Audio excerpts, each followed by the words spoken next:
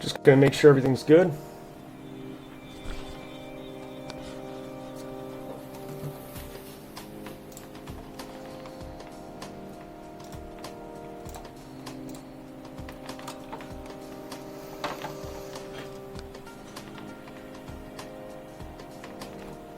Okay.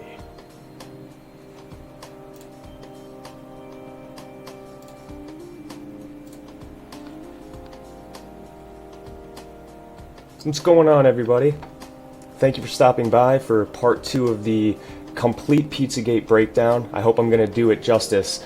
So let me give you the layout of what we're going to be covering here. What did we cover in the last video? Well, first of all, we covered the initial leaks of the Podesta emails. We talked about the political climate that was taking place at the time. Culture war was ongoing. Everything was happening on Twitter, on 4chan. It was a time before fake news. Fake news had not been coined quite yet, right? Can you imagine a world where fake news hadn't been coined? And we also reviewed the initial discovery of coded emails and coded language. And that was via Tamara Lozado, Evie's crib, offering glimpses of her infant daughter, raw and uncut. So we covered that. And we also, basically where we went up to was we stopped at Comet Ping Pong. We got up to Comet Ping Pong, the discovery of Comet Ping Pong and the email attachments of the John Podesta's emails. And then we, everything, hit the fan from there. So this is what we're going to talk about. I got my notes in front of me here. It can be kind of dense. You can lose your way sometimes, but I think we got this. So we're going to talk about the increasing censorship and kind of the effects of this research. So we're still very much in the beginning of the research in this video because we're talking about the discovery of spirit cooking. So we're going to talk about the discovery of spirit cooking and the media backlash after that. We're going to talk about the coining of the term fake news, and we're going to talk about the buildup of Alex Jones. You can very much see it. Think about how Alex Jones was dominating the media now as essentially just getting gangbanged by mainstream media. But the beginnings of that was because of Pizzagate. He, for some reason, was being set up as the scapegoat. He was being set up as the main guy to take the fall for Pizzagate. We're also going to talk about Ben Swan and how he was wiped off the face of the earth after actually fairly reporting on this research.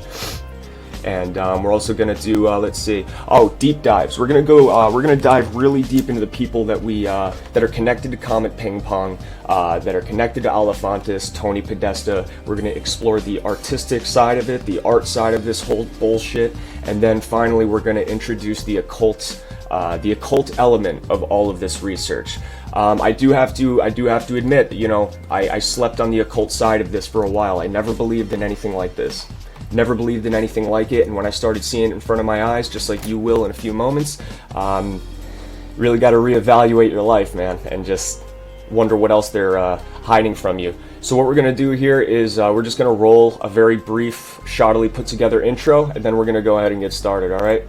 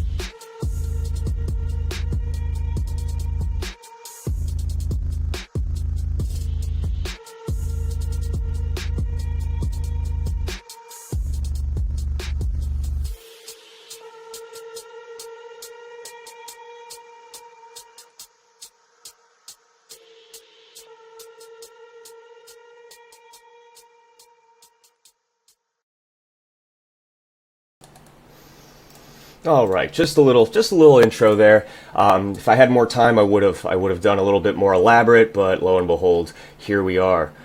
So let me just check this.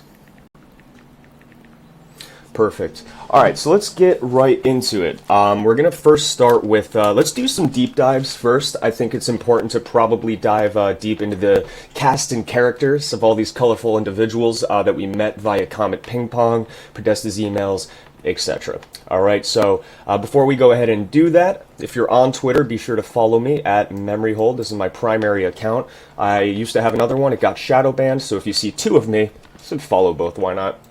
This is my Instagram account for supplementary information, so oftentimes I post additional information that compounds on my topics on my YouTube channel that I either missed or overlooked or just didn't deem necessary for the video, so check that out too. Let's go ahead and do this. Let me just open up my files and everything. Be sure to check the description of this video because I've put an Imgur album in there and I've also put a Google Docs file.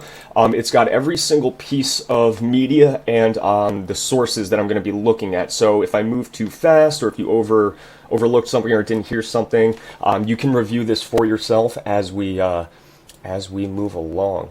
So I'm going to talk about one right now. That was not really discussed too much. I mean, this was very early on, so take a look. It's the Rachel Chandler angle. Rachel Chandler angle. Hold on, let me put my phone up so I can see the chat. Perfect. Alright, so Rachel Chandler is essentially an elitist socialite that's connected to the Alefantis gang, who then connects Jeffrey Epstein. So let's not get ahead of ourselves. Let's just take a look. So this is Rachel Chandler. She's about 15. Oh, here we go. 17 in this image. She's photoed here with Eminem, Slim Shady. So I can't with this. Very tan. Wow, this is everything. Love your hair in this. Playa. All right, so 16 or 17-year-old hanging with Eminem. I wonder how she got there. But we'll find out how she has that.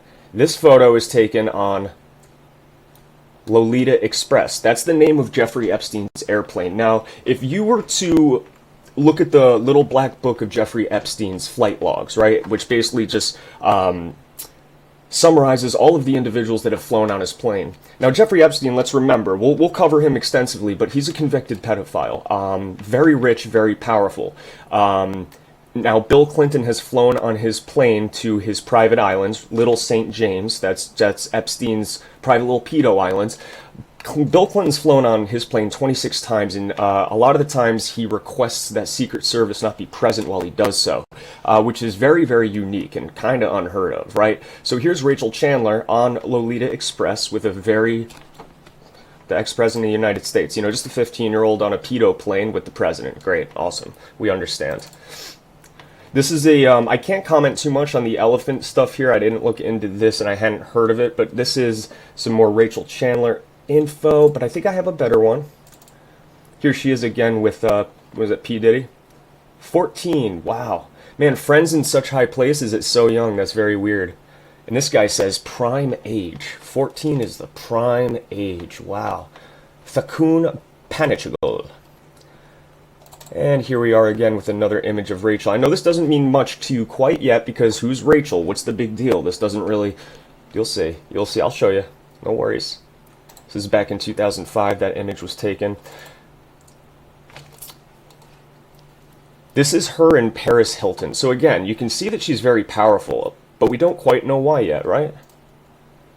So I'm going to open up my docs page here. Give me one moment.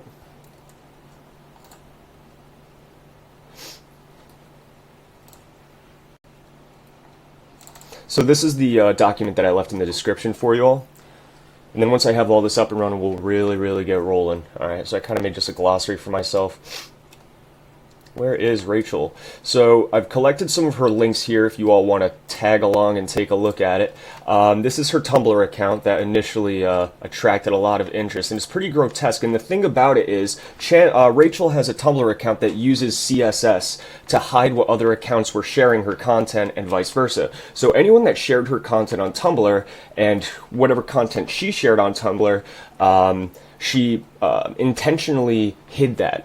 Suppressed it using CSS. So nobody can really see like what she's retweeting, that type of thing, if you want to use that word. However, Pizzagate researchers were able to find other accounts that frequently shared her content because the CSS trick doesn't work on mobile. So we had full access to see the nitty-gritty content that she was actually sharing just beneath the surface that she didn't want anyone else to see, especially the people following her on Tumblr. So let's open up her Tumblr first. A lot of this is going to be scrubbed. That's the issue. Many of the links that you're going to explore, if you're going to be retroactively researching Pizzagate, is they're going to be gone. That's why you have to always archive, and that's why I'm also covering the media censorship, because it was intense. It was probably the most intense censorship and suppression that we've ever seen. And you can see the giant setup to the alt-right conspiracy angle and the fake news alt-right Nazi conspiracy. Like, they were setting it up because of this shit. And I'll show you that here. So these are just weird images. You can't go, like, saying movie star maps. Interesting. So, I mean, just, once again, pattern recognition. I mean, this is Ozzy, right? But, like, here's the thing. Maps, minor attracted person. We covered that in the last video. How these people are wide out in the open, and those are, like, pro-pedo people. And they call themselves maps. Minor attracted persons. And again, this is all coincidences, but how many coincidences do you need before it becomes something larger? All right. So instead of going through her, just her entire Tumblr page, because there is some really gross shit in this, but it's like not necessarily the most readily available. There's a ton of images in here, so I'm just rapid firing some. But I'll give you the highlights. I'll give you the highlights.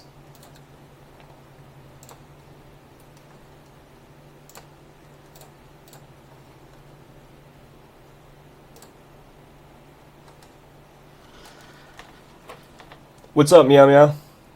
Yeah, Drumstick, pizza-related maps. So Drumstick is, he put in the comments, pizza-related maps, and that's exactly it. We're starting to wonder if perhaps that was a reference to the acronym Minor Attracted Persons. And with the whole handkerchief thing, we hear rumors that they use those as souvenirs. In fact, a victim of satanic ritual abuse, I think her name was Kim Noble, she makes those DID, mind-controlled dissociative identity disorder paintings of the abuse that took place. And because she was a baby, a handkerchief is big compared to a baby. They laid her on top of the handkerchief while they abused her. So they're like souvenirs. So this is just a party scene from Rachel. Let me just take it up a notch, though. Like I said, this is dense, so it's very difficult to kind of sift through all of it and make it zing. But check this. This is an interesting post from Vote. So Vote was where it's at back in 2016 when this was really popping off. Yeah, me too, Meow. I hope I'm gonna do it justice. It's gonna be good though. I'm glad you're here, man. So we're gonna read this out loud. I know it's a little long, but that's okay. We gotta have the attention span. We gotta be willing to have patience if we're going to ever uncover all of this shit. So this poster here posted the Rachel Chandler connection. Hey Pizzagate, I became aware of the Pizzagate theory several weeks ago, not long before the election. So this is 2.5 years ago. This was probably right at the thick of it, right at the peak.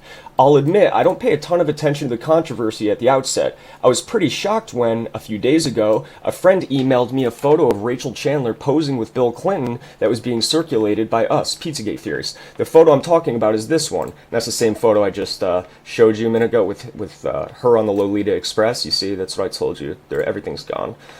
I know Rachel in real life and have some information that I think you'll find interesting. Rachel graduated in June 2005 from Brentwood School, and this is important foundational information for where we're going further in this video, okay? So bear with me. Rachel graduated in June 2005 from Brentwood School, which is a pretty elite prep school on the west side of LA. I attended the school with her. There were and are a lot of kids from prominent Hollywood and media families in attendance there. Jordan McGraw, Dr. Phil's son, was also class of 2005, Jimmy Levine's son, class of '06, and Jimmy is the founder of Interscope Records. He brought Eminem and 50 Cent to prominence and is the brains behind the Beats headphones empire that Dre is the public face of, Dr. Dre. Arnold Schwarzenegger kids, where did I go here? I want to zoom in for you all because I know some of you aren't mobile. I gotta try to make a habit of that for you all. Where'd we go? Yeah, Arnold Schwarzenegger's kids were there too. In the poster, can't remember which year. They were several years younger than Rachel. Andrew Breitbart, which also becomes relevant in all of this. Hopefully I'll remember to put that up. Let me put a notepad up here for loose ends, as a matter of fact. Alright. So he's dead now. You can imagine why that's relevant. I'll give you a hint. He directly called out John Podesta years ago for being a cover-upper of child trafficking. Rachel herself comes from a very prominent elite family. She's one of many descendants of the Chandler family, which owned the Los Angeles Times for decades. Look up Otis Chandler on Wikipedia. The family is divested of the paper today and not as powerful or prominent in LA high society as they used to be. But up through the 80s, they were super powerful. So Rachel is definitely a part of the LA-based Hollywood media elite. She's not some runaway or kidnapped kid or anything like that some have theorized. Yeah, there were crazy theories. She's probably the most powerful scion of one of the most powerful families in Southern California. Let me start off by saying that I know absolutely nothing about the photo with Bill. Bill Clinton. It seems like Gawker posted that photo way back in '06, but I saw it for the first time yesterday. Here we go. However, some of you have found photos of her with P. Diddy and Paris Hilton. I know more about those, so I just showed you that image of Paris Hilton with Rachel Chandler, right? So it's that one. Rachel has been a friend of Paris Hilton for a long time. I think they've been friends since Rachel was about 13 or 14. When we were all high school aged, Rachel was known for frequently going clubbing with Paris, hitting up movie and TV industry parties, quote unquote, fashion events, and she presents herself as an aspiring model. I have no idea what was going on during these events, but people alternatively admired and resented her for frequently partying with famous celebrities and rolling everywhere with Paris and Nikki Hilton. She was rumored to be a big drinker and a drug user and struggled academically, and during the years of 2001 to 2005 in high school, there was an incident where Paris Hilton's phone was hacked and her contacts were posted online. It was one of the first major celebrity hackings that I remember ever becoming a big news story. Rachel was, I don't know, about 15 or 16 at the time, and her phone number is one of the ones that was leaked because she was in Paris's contacts list. I have no idea if all the crazy stuff you guys are pegging her, being a child handler. So in the last video, just real quick, and then I'll continue this. I don't want to keep interspersing my thoughts, but it's important. In the last video, we talked about James Alefantis and his Instagram, right? So his Instagram profile picture was a sculpture of Antinous from Greek society, I believe. And he is the historical figure of pederasty, which is the idea of man-boy love. The academic and education and the educating, kind of like transcending from boyhood to manhood, is done with the help of an older creep back in those days, and it's disgusting. So James Alefantis has Antinous as his profile picture, kind of like a little code, just like all these other codes, to signal to everyone that knows what it is, like, oh, okay, he's a pedo like me, good. But also his name is literally, I'm going to demonstrate this for you, look at this.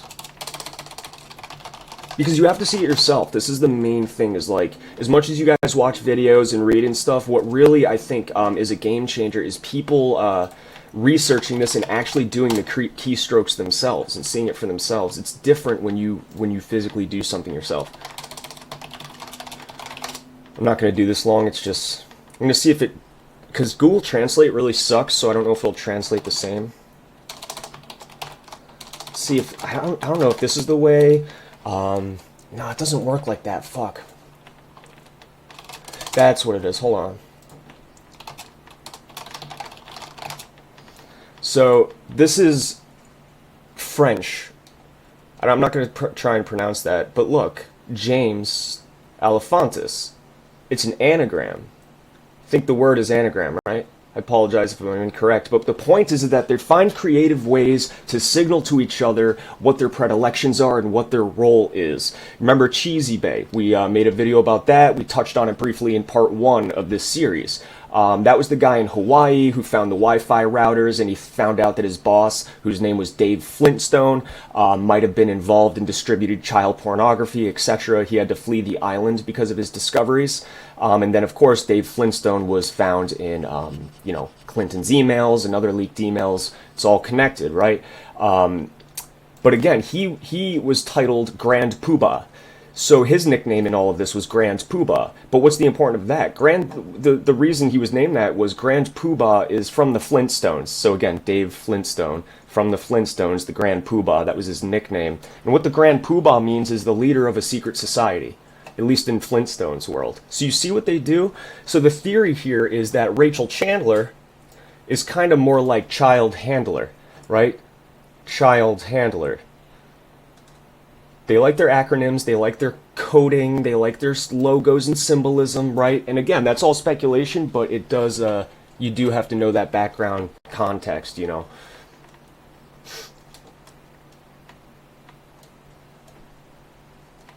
I have no idea if all the crazy stuff you guys are saying is true, but I can tell you that during her teenage years, she knew a lot of celebrities, media guys, and was going to a lot of parties that most of her, most kids at school would never dream of or gain access to. She's definitely someone who matured quickly, if you will.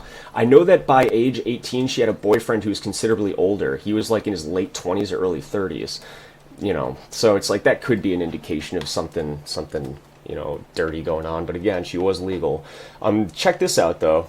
Nikki Hilton ended up marrying James Rothschild, and Rachel used to party with all of them. So of course, like, the Rothschilds are included in some way. A little tangential, a little bit of a stretch, but the point is pattern recognition. Remember, that's my point. Don't view this video looking for like the most bona fide, hardest evidence that'll stand in a court of law, because guess what? It won't. That's the truth of the matter. Doesn't mean it's not happening, but my point is that in a court of law, this type of stuff won't, you know, without a doubt prove something one way or the other. So my point is that I want you to exercise the muscle in your brain that detects patterns, all right? And just see how these things keep cropping up, regardless of where you look, all right? So she's also the primary photographer for an artist named Terrence Coe, frequently collaborated with a bunch of people, but I'm not very too concerned about this other than where we're going with spirit cooking. Check this. So Rachel was a photographer and an attendee at Marina Abramovic's 2010 The Artist is Present, which was a performance at the, you know, MoMA, whatever the fuck that is. I don't very much care. Abramovic gave a very controversial performance at the LA MoCA that involved a kind of pseudo-ritualized cannibalism of a female body, and Rachel was present as well. So basically a bunch of famous people sat at a table and they ate cake that looked like children and humans, and they cut the hearts out and ate the cake, and it was a really grand time. It was fun. Everyone was laughing. It was a really great time. Okay? But so we know a little bit about Rachel now, right? So I think it's okay for us to navigate over to some imagery of her.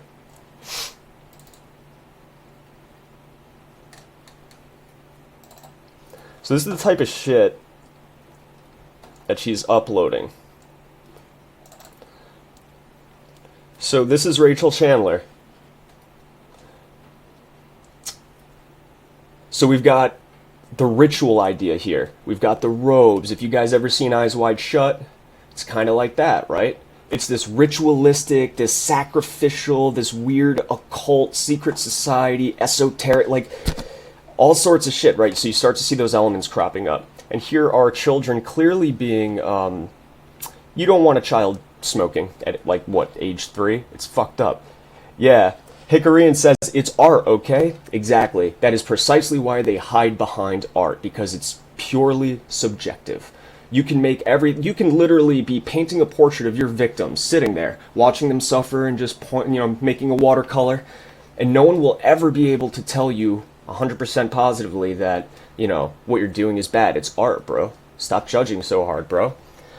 An interesting exercise would be to take a look to see what that book is, because as we know, signals, symbolism, they're probably sending a message with that book, but I don't quite know what it is. Verta Heppo? Let's look it up real quick, actually.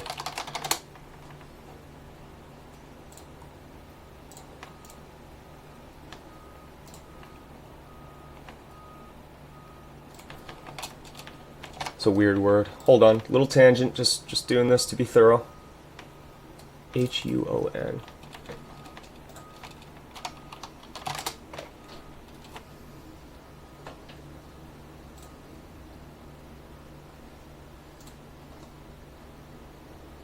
That's weird. All right, let's abandon ship here on that one. Right, so these images. Now, all of these archives are basically, well, I'll open them up in a little bit. This is the Epstein connection, so this is a very solid connection. We looked at Comet Ping Pong, we looked at the connections, and it was mostly just kind of weird imagery. Pretty bad judgment, pretty gross, sexualizing, as well as the FBI pedophile logo being present at Besta Pizza, which is right next door to Comet Ping Pong. But again, these are just little things, right? I mean, they're curious, but nothing huge. There's no actual pedophile that we can nail down as being a part of this group, is there? Unless there is. And there is. It's called Jeffrey Epstein. That's his name. And here's Rachel Chandler with formerly most powerful person in the entire world, Bill Clinton, flying on Jeffrey Epstein's, a convicted pedophile's plane. So check it. Court papers also claim Epstein's mansion is outfitted with hidden cameras in order to capture people of power engaging in sex with minors for purpose of blackmail. And his little black book that was seized by authorities contains bigwig names from Tony Blair and Prince Andrew to Michael Bloomberg and even Hollywood star Dustin Hoffman. A highly secretive investor, the precise source of Epstein's vast riches is a mystery. So here we have a guy that owns his own island and is active in blackmailing the world's most powerful individuals, most likely filming them having sex with children, and his vast resources and riches is a mystery. You know, it doesn't take a rocket scientist to probably understand how involved this guy is with the cabal, the Illuminati, whatever you want to call it. Blackmail is a lucrative thing. Bill and Hillary Clinton have taken trips aboard Epstein's private plane, dubbed by the press as Lolita Express, both to Epstein's private island and to other locations around the world. In a rare rebuke to the 24/7 security provided to former presidents, Bill Clinton had the Secret Service stay behind for each of those trips. They're with him everywhere. Every president has Secret Service everywhere, but only for those trips on a convicted pedophile's plane called the Lolita Express while posing with a 15-year-old. Only then do I not need protection. Okay? Interesting. In addition, thanks to a whistleblower, we know that Epstein sent Bill Clinton $3.5 million from a Swiss bank account. For what? One can only imagine. So even though we don't know what the money's for, it designates the connection, right? You can visit places and meet with people and fly on planes without really being close or involved in someone's business dealings. But 26 flights, all while willing to throw away your security, leave Secret Service behind while also paying up $3.5 million, that's a buddy, man. That's a buddy, that's a friend, that's a partner. Another frequent flyer on the Lolita Express is a mysterious young socialite girl named Rachel Chandler. Here she is pictured with Bill Clinton as a teenager. All right, so there's some archives here of some other material. Right, so sexual imagery, occult symbols. It also contains many images of children receiving dental work. Yes, so this is important. They're talking about Rachel Chandler's imagery here. It also contains many images of children receiving dental work, which is beyond bizarre, but seems to somehow connect to Epstein, whose Florida mansion was found to contain not only child's toys and explicit images of children, but fully functioning professional-grade dental chairs and equipment during a police raid. So here are her photos. This is Rachel Chandler's photos, and we have this focus, this element of teeth. So if you're any English people in here, right? English classes, if you're in college or whatever, you know that like English 101, your professor is always talking about thematic elements and metaphors. Remember in the last video I used the example of like, let's say an author is writing a love story about heartbreak, let's say. That's the main theme, right? Maybe perhaps visually he chooses to use the narrative technique of showing physical items in the background of each scene, like a photo frame, split in half. You know, it represents the contemporary broken heart, a heart shattered in two, and that's why whatever you want to call it, but they do that. That's the whole point. It's themes, it's metaphors, it's the atmosphere of a story. So you see teeth being pulled out in multiple images of Rachel Chandler. And then we have a convicted pedophile that among his child porn, his stuffed animals, probably hidden cameras, just a dentist chair, fully operational though. And it's not like it's possibly a dentist chair or maybe, I don't know for sure. No, it's an operating dentist chair. I should mention, I'm pretty sure Comet Ping Pong is also next to a dentist's office, which is just interesting, right? It's just interesting, but what do I know? I mean, alt-right, white supremacist, anti-vaccine Russian bot, okay? Let's go to the archive real quick, because this Epstein connection is rich, and it's the big one. And once I cover these foundational aspects, we're done with Rachel, we're going to Epstein. Now, once I'm done with those, we're circling back now, phase 3, to the original Comet Ping Pong characters. We're going to talk about Izette Folger, we're going to talk about Max Maccabee, Michael Maccabee, we're going to talk about Laura Silsby, convicted child trafficker, currently working for Amber Alert. Convicted child trafficker, currently working for Amber Alert. Okay, and how all of them connect together. Okay, and a nice pretty portrait with a nice bow on top, and it's going to be fun. We're having fun today. Okay, let's just explore one of these Jesus Christ, I can't speak. Archives. Let's see what they have to offer.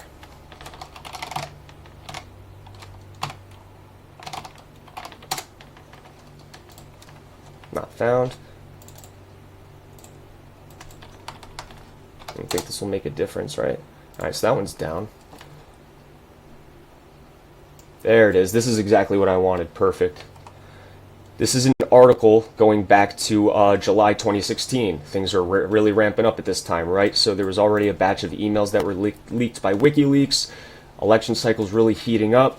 People are getting fucking crazy and losing their minds. And we have yet for the Podesta emails to hit when this came out, right? So exclusive, a fully equipped dentist chair, close-ups of young girls' backsides, a stuffed teddy bear by his bed, the creepy images and shocking video from inside the Florida mansion of Bill Clinton's friend, pedophile Jeffrey Epstein. And the stuffed animals thing is interesting too, because remember Tony Podesta's bedroom? He doesn't have children, and if he does, they're adult children. He's got a ton of stuffed animals, and they're not too far away from his artwork hanging on the wall depicting dead children. Let's read this. A fully equipped dentist chair, close-up photographs of young girls' backsides, and a snap of a pedophile meeting a pope. These were the images that police found when they searched evil Jeffrey Epstein's waterfront mansion. So this is the guy himself. What a doofy-looking bitch. Look at him, bow-legged piece of shit. Now Daily Mail Online has exclusively obtained the video that shows the cops combing over every inch of the property, and it shows in intimate detail just how depraved Epstein's liking for girls, the younger the better. Dozens of pictures, including one of a child aged no more than 6 or 7, bending over in a tiny dress, which was considered so bad that authorities blurred it out on the video, adorn the walls. Alright, so first of all, if it's terrible, that's terrible, but what these people are doing, that doesn't scratch the surface. I mean, we're talking about ritual sacrifice and ritual murder here. I can't help but go 0 to 100. You'll find out. I know that sounds crazy, but that's the whole point of this occult element aspect of this. And this is his mansion here. These are some of the pictures that the police took for evidence. Photos and items in Epstein's home show in intimate detail just how depraved he was. There's the stuffed animal right here. And don't know what the 908 means. Probably has some level of significance, and of course it's probably next to his jerk-off tissues. That's a lighthouse there. Now here's the dentist chair. In one bathroom sits a chair, next to it's a fully equipped dentist cart, complete with what appear to be drills, a lamp, and other instruments. Not all the photos in Epstein's house were sexual. A collage of photos in one wall featured several photos of babies and small children. If you're a pedo and you're just hanging up, like, are they his children? Like, that's a good question. Like, it just says they're children. Like, ordinary adult males that don't have depraved, degenerate, sexualities or sexual preferences, they don't just hang up, like, pictures of infants. And I know it's blurry, but it's not like they're the most artistic. For as much as these fags like art, it's not like an artistic rendition of it. So the point is that they are sexual. He's a pedophile with images of kids on his wall, especially if they're not his. This is his desk right here. And this is the blurred out photos. And they were so bad that authorities blurred them out in a video, including one of a child aged no more than 6 or 7.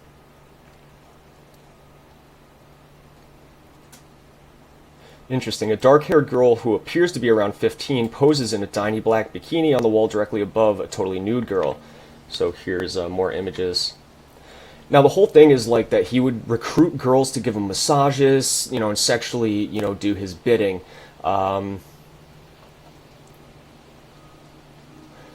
Ghislaine Maxwell, a British socialite who was Epstein's girlfriend at the time of the raid, features in many of the pictures, including one of where she too is outstretched naked on a beach. She's 54 and has been accused of procuring young girls for Epstein's pleasure. Now, Maxwell is another one that we might do a deep dive in, okay? Because guess what? She's connected to the people at Comet Ping Pong, right? We should have guessed it already. Often the massages progressed to sexual touching as Epstein, now 63, used vibrators on the girls, and we don't really need the details. It's sex stuff, as simple as that. Here's Epstein on a grassy knoll.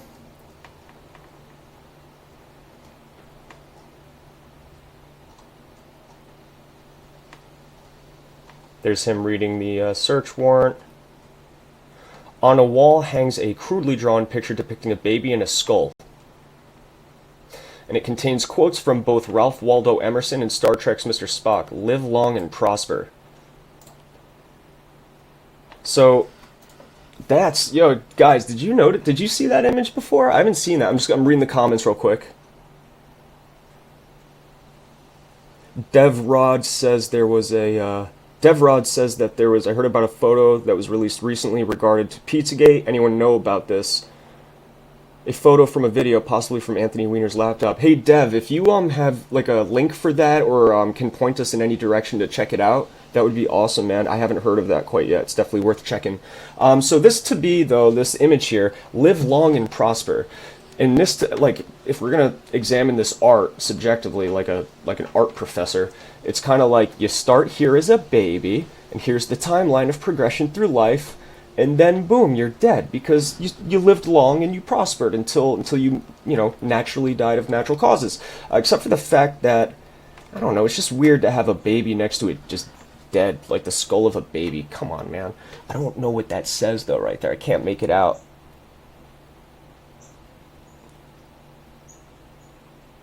Yeah, I'll definitely check that out, Dev. And yeah, Drumstick, you are right.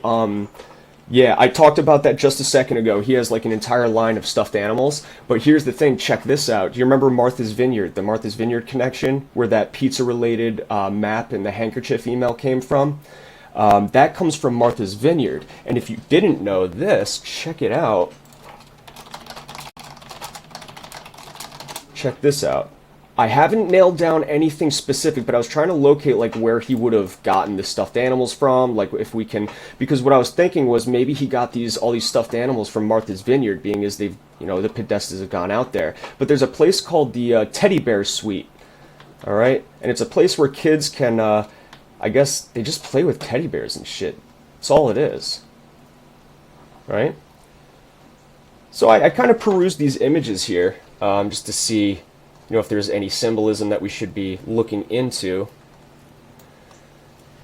And there really isn't much to go over with this. It's just a curiosity because I have to wonder if perhaps, this place means something, being as all these losers like their stuffed animals and shit, but particularly teddy bears, being as Tony Podesta has a teddy bear, and others, and Jeffrey Epstein only had a teddy bear. So that's why I was kind of interested in looking into this. Hey, Victoria, what's going on? Thanks for joining. I appreciate you coming. There was one image, though, that I felt like was pretty fucking shady. Hold on. If I can't find it in the next, like, maybe 30 seconds, I'm gonna just go back to normal. Just bear with me.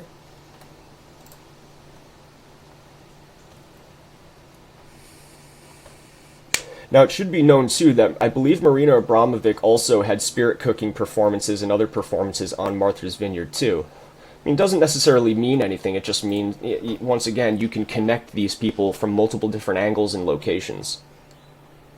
All right, pretty innocuous stuff. Just a, kind of an aside, a curiosity of mine. This is a girl who appears to be around 15. That seems to be old Epstein's preference. Seems to be a, what do they call those, like, hebephile or some shit. To me, it's just still gross. So I think we got enough Jeffrey Epstein. Whoops, there's my ban. Whoopsies, there's my ban. Just kidding, guys.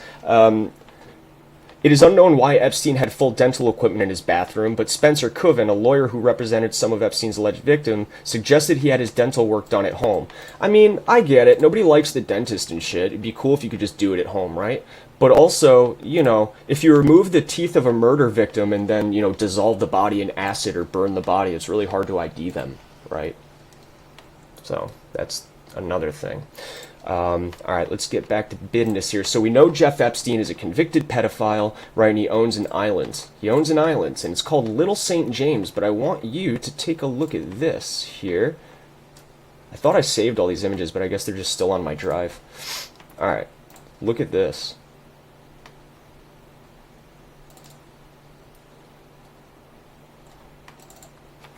Take a look. So this is all Epstein worlds, then we're going back to Comet Ping Pong world. Billionaire sex offender Epstein once claimed he co-founded the Clinton Foundation. So once again, you could tell these guys are tight and they're probably business partners. This is his islands, okay? And this is an analysis that some anons did. Now, be forewarned, this is some Q shit. So I'm not going to be covering like the predictions and like the speculation. I'm using these as actual bona fide just images that, you know, show a very good rendition of what his island is like. So think what you will about Q. This is not about Q. I don't really do any of that, but I respect you if you do follow Q. So here we have this is his island, and basically there's a hidden entrance in one of the hills. Sorry, it's kind of hard to zoom in. There's a hidden entrance in one of the hills here with a door. Whatever that is built into the hill, an entrance to an underground tunnel. So the theory is that there's a labyrinth of underground tunnels that this guy has operating on his island, which is called Little St. James. Let's go to the next one. Here it is, more detailed so you can really see that better.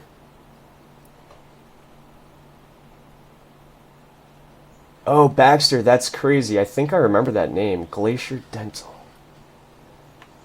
I think I might be making it up. I'm not quite sure. So yeah, underground entrance. It certainly looks like it. And you can't really see things. Like some things are censored too, which is telling.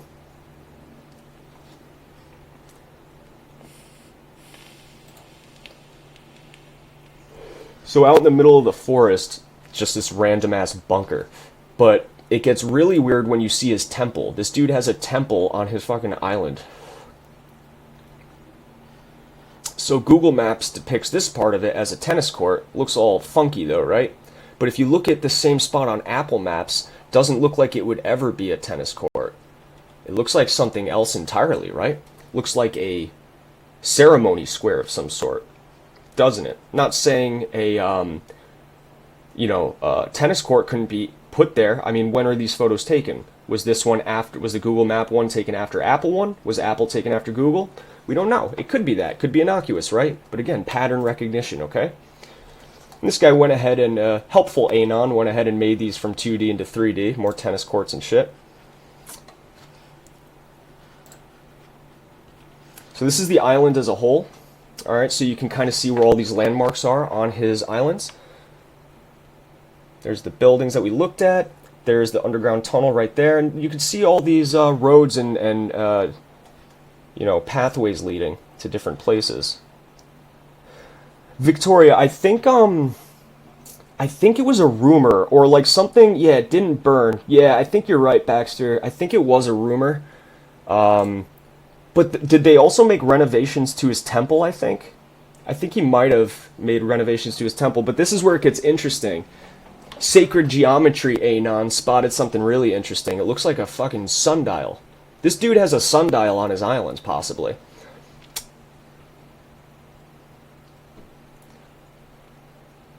So this is a different angle of what we're looking at from above. Circling stone benches. So there's stone benches that encircle this platform. So benches facing something like a stage insinuate that some type of action, some type of entertainment or behavior is going to happen on stage. You know, the platform where the fucking benches you're sitting on are facing, right? So why would benches be facing a sundial? What's the point? Less, of course, that stone slab that's over here is where the events happen, okay? This will mean, all of this stuff will mean a lot more to you all that might not be educated on the whole occult and esoteric side of this. It'll mean a lot more after we get into it a little bit, okay? So here is the this is this Little St. James breakdown. It's an island of the United States Virgin Islands located off the east end of St. Thomas. The island is privately owned by American financier Jeffrey Epstein. There is a luxury estate on the island, and it's often used for conferences held by Jeffrey Epstein VI Foundation, which sponsors cutting-edge science and medical research. Recent conferences have included topics such as gravity, language evolution, and global threats to the Earth. Many notable scientists have attended the conferences, including Marvin Minsky, Gerard Hooft, and Stephen Hawking. Wow, Stephen Hawking. What a great, good guy, right? Stephen Hawking, hell of a guy, really smart guy, right? So let's just make sure that's the case, though.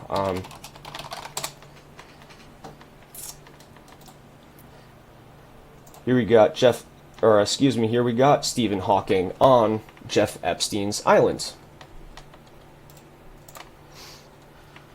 Interesting, right? Just hanging out. I wonder if those dirt roads are wheelchair accessible or if it was a real pain in the ass getting him around. Think the underground tunnels that he has to the torture chambers and shit on his islands have like wheelchair ramps. This is an important one. Look at this. I'm sorry, I just skipped over this. Look who Rachel Chandler is pictured with.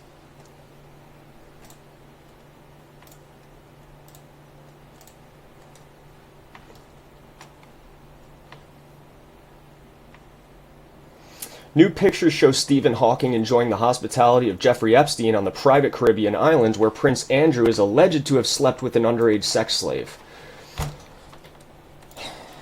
It's just a science conference, guys.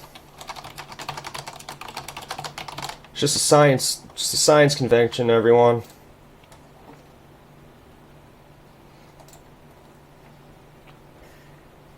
So here she is, Prince Andrew, right? So the guy that allegedly slept with an underage sex slave is pictured with Rachel Chandler, just your average 15, 16-year-old socialite that seems to chill with incredibly powerful people, flies on the private airplane of a convicted pedophile who owns an island called Little St. James, with possibly labyrinthian underground tunnels,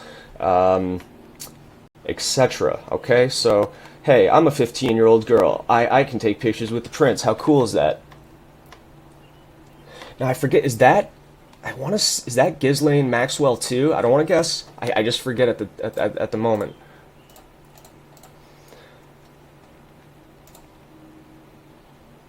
Okay.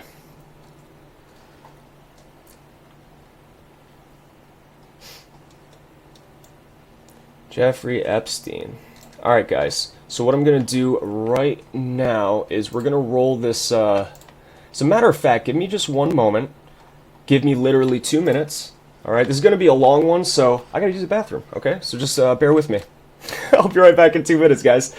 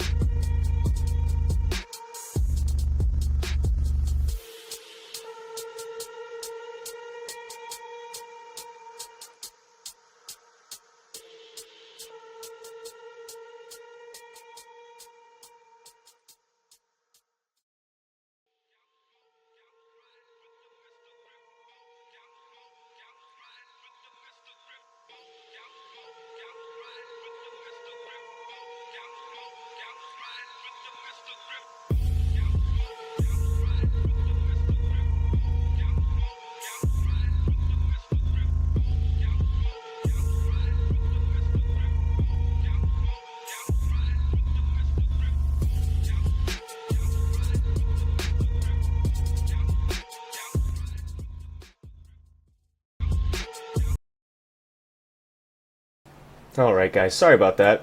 I drink way too much coffee. I was up early this morning, I was drinking like gallons of water. Could be bad at drinking water sometimes, so I like force myself to drink tons of it to overcompensate, and it results in that. I apologize. Thank you for staying with me.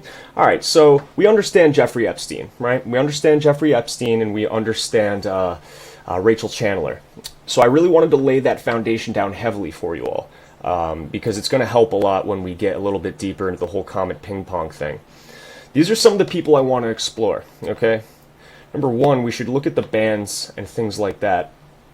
So Heavy Breathing is one of the bands. Majestic Ape is a member. They also have Sex Stains. Now, the main image I want to look up here is...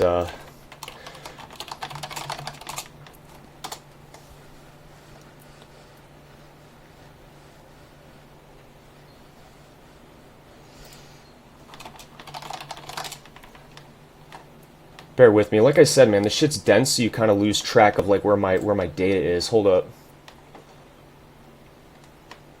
There it is. Hold on. That's really what I want, and I'm going to show you it because it's the perfect breakdown of everything so far. Where the hell is it, man? Did I lose this shit? Maybe I didn't. Bear with me, guys. Hold up. It's a good one. You're going to want to see this.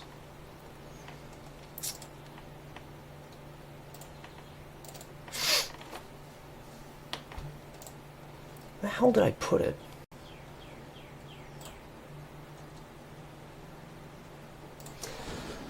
Where the hell did I put it?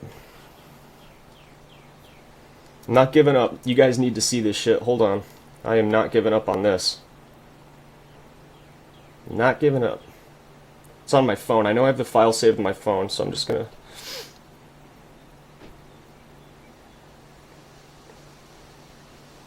Because we're about to go deep in some of these people. Now you're going to really see the patterns and what I'm talking about.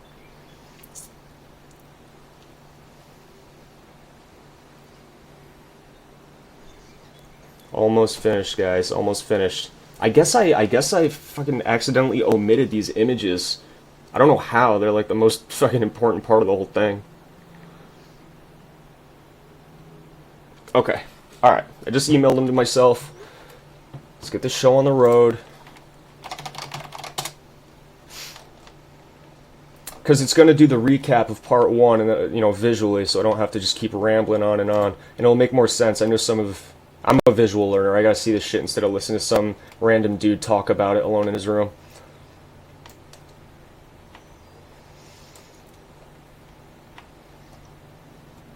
Come on. You can do it. Come on, doesn't take that long to load a Gmail.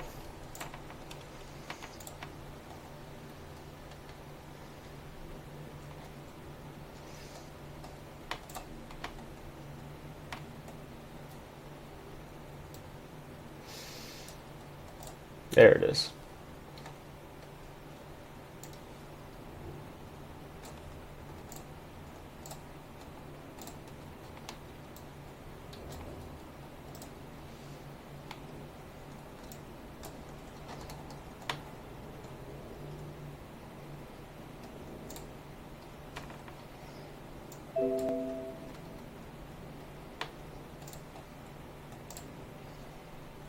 The issue is I can't find those images like anywhere else on the internet. I know they're out there, I just haven't seen them anywhere.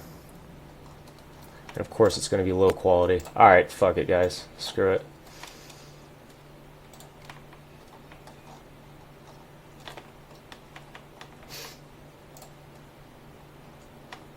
Okay.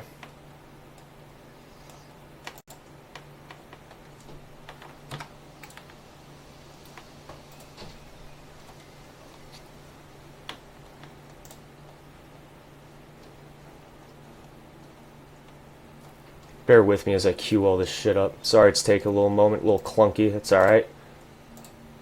It's the funness of these live streams, you know what I mean?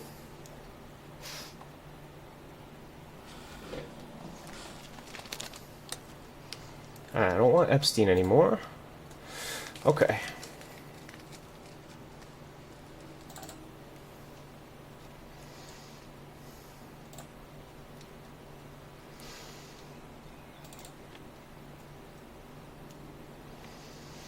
So to demonstrate the connection between James Alefantis and Marina Abramovic, our spirit cooker, here is a photo titled Marina and Faggot by Jimmy Comet, with his little image of Antinous and Marina carrying a bunch of sticks, aka a faggot. This is just a screenshot called Eat the Pain. This is part of their spirit cooking ritual. Okay.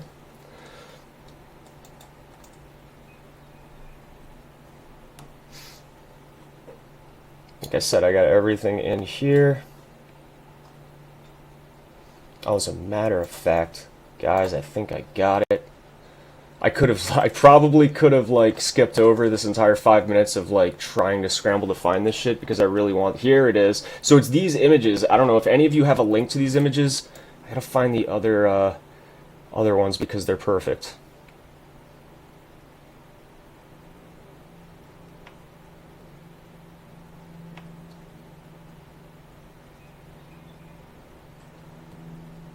Okay. So this is a good one. This is 4 out of the 4-part Pizzagate infograph, and I think they're great. I think these are perfect. These are awesome. I'll put the rest of them in the album. Investigation branch number 1, main case, Comet Ping Pong, and of course we could just stop right there. The imagery will become more and more sinister. So let's take a look as these images go down. These are all the different artists that are involved. So these are the Jimmy Comet photos we spoke about. Remember James Elefantis, I Love Children, it's that anagram. And we also talked about Tony Podesta, John Podesta's brother. He has this golden sculpture in his house hanging, which is actually the same pose as the Jeffrey Dahmer victims, as you can see here. All right, now this goes way back. This I actually didn't cover in the last video. Okay, so this is good to do now. Comet Ping Pong, possible pedophile ring exchange meetup locale. So I guess this little kid made a review of Comet Ping Pong, right? And he's just talking how cool it is. It has ping pong tables in the background, right? He's taking photos. And look at this though. Look, you see the background there? You see the images on the wall? Once again, more imagery of a ritual of, ritual murder, ritual sacrifice. We've got adult individuals wearing antlers, removing the head of a smaller human. Whether it's a child or not, it's hard to say. Now, this is David Brock, founder of Share Blue and Correct the Record, ex-boyfriend of Comet Ping Pong owner. So here's a quote. Get served at Comet Ping Pong, a hipster-heavy pizza parlor in the upper northwest with rough concrete walls, bathrooms hidden behind secret panels, etc. And in this video from this kid, interviewer, although we didn't get the secret pizza recipe, manager Bryce Ray did share something else. Bryce, the secret is it's an empowerment, and empowerment by definition is trust. So like, I trust that the relationship that I have with the customers is one where they understand that I'm looking out for them, and in response, they look out for us. What are you talking about, man? This is just a pizza place, dude, right? It's not life or death, unless it is. So the band promoter at Comet Ping Pong, we were introduced to a little bit of the bands that play at Comet, right? And one of them is called Heavy Breathing, and I believe a member of that band goes by the name of Majestic Ape. All right, so this is the song I Know Love. Heavy Breathing, I Know Love, musical video. All right, so in it they joke about pedophilia, and that's Majestic Ape with their fucking freaky mask. How gross! What are you, a pedophile?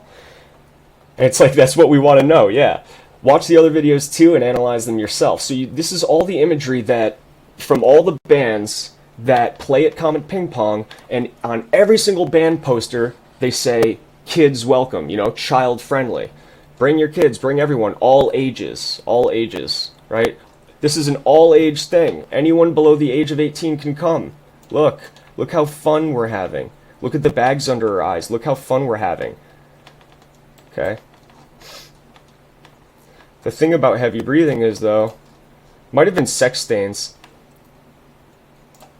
But look, we talked about the 2007, what's it called? FBI pedo symbols, right? So we're on the right track with coded language and pizza and cheese pizza being code, etc. But the FBI pedophile symbols are what really drive all of this home, okay? And just for a refresher, this is what they are. These were released in 2007, and they dictate, they show you the logos in which pedophiles use, to communicate out in the open and publicly. All right, so we'll let that load. So anyway, in the music video, I think this is a band called Sex Stains. They play at Comet Ping Pong. There's the Boy Lover logo right there, the spiral triangle from the FBI declassified pedo symbols. right here. Now this is legitimate. This is from WikiLeaks, but this is the FBI unclassified, law enforcement sensitive. Pedophiles, to include those who sexually abuse children, as well as those who produce, distribute, and trade child porn, are using various types of identification logos or symbols to recognize one another and distinguish their sexual preferences. To specifically indicate the pedophile's gender preference, members of the pedo organizations encourage the use of descriptions such as boy love or girl love and child love. These symbols have been etched into rings and formed into pendants and have also been found imprinted on coins. So these are the ways in which they communicate. You know, if you run a business yourself, and you want to, meet others, like-minded individuals, you'd want to put this in your logo. You'd want to put this in your logo in order to advertise to those individuals that indeed you're a pedo, right? And what ends up happening when you do that is, I'm going to go to my Instagram to show you a perfect proof of that. Take a look at this guy. So this dude is arrested. He's a pedophile, and he has been arrested. You can look this up, okay? Now, there he is displaying his pizza. What's the big deal about eating pizza? And his name is Casio. I bet you never find this. That's the title. So once again, relishing in the idea that what he's showing and depicting is far more important and far more sinister than any public citizen would ever guess when looking at these images. So you might say, memory hold, what's the big deal, man? This guy's just eating pizza. All right, watch. Just here we are. Look how good Comet is. Look at all these images of the signs. Who fucking cares? Up, random kids playing ping pong. That's good. And just more images of ladies' hairs. Hairs. So anyway, convicted pedophile right here is taking high pride in his pizza slice while taking images of Comet. So my point is that someone like him could recognize the symbolism and recognize the logo and know to go there in order to maybe make more pedophile connections with other like-minded people that also know the coding and also know the words. All right? But that also then brings us to Ben Swan. Now we're going to cover Ben Swan. He's the only guy that covered this fairly. Alright, so let's watch this little segment. It's really good. I'm going to tell you what happened to this guy. Right after airing the segment I'm about to show you, he just disappeared basically. It's not like he's dead or anything, but he got removed from television, removed from Reality Check. He lost, because he's famous for this little segment that he does. It's called Reality Check, where he basically takes a popular story that's buzzing at the time and says, what's the deal? Is it real? Is it not? Etc. So let's take a look to see what he has to say. Our man decided to investigate a D.C. area pizza place for himself. This man right here, he carried a rifle into a pizza parlor and then fired it at the floor. Media is telling you the entire story is a hoax or fake news. But what does that even mean? I spent the last month investigating. So what exactly is Pizzagate? And are there any actual facts to support the story? I've got to warn you, what we're going to talk about tonight...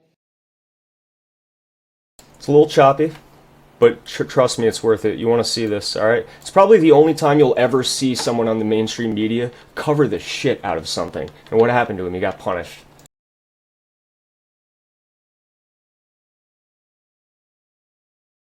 will be disturbing to some people, but this is a reality check you won't see anywhere else. Pizzagate actually comes from the WikiLeaks release of hacked emails from Clinton campaign chairman John Podesta. In all, WikiLeaks dumped around 50,000 email messages, and it was from those emails that the claims that John Podesta may be part of a child sex trafficking ring come from. Now, to be clear, not one single email in the Podesta emails discusses child sex trafficking or pedophilia. That is a fact. But there are dozens of what seem to be strangely worded emails dealing with pizza and handkerchiefs. Self-described online investigators say that those words in the emails about pizza and the talk of handkerchiefs is code language used by pedophiles. So how did a D.C. pizza parlor get pulled into... Now they're going to be, this takes place after the shooting that happens, okay? So for those of you who don't know, a conspiracy theorist just wanted to save the kids, and he rushed in with his AR-15, not any other gun, an AR-15. He rushed in to save the kids from that basement that's in Comet Ping Pong. All right, so by this time, the effects on the media, they're starting to pick up on the story. They're starting to really censor everything, okay? And this is when some asshole by the name of Edgar Welch went in and shot the place up. So we're going to go back to that, all right? And I'm going to prove to you or is about as close as we can, that that was a false flag. I never believed in those before, false flags. I never believed in like the occult Satanism. I didn't think it was as prominent as it was, and I didn't believe in false flags. Here I am 2.5 years later, confronted with evidence that they do exist. So let's serves as a good summary. So let's do this.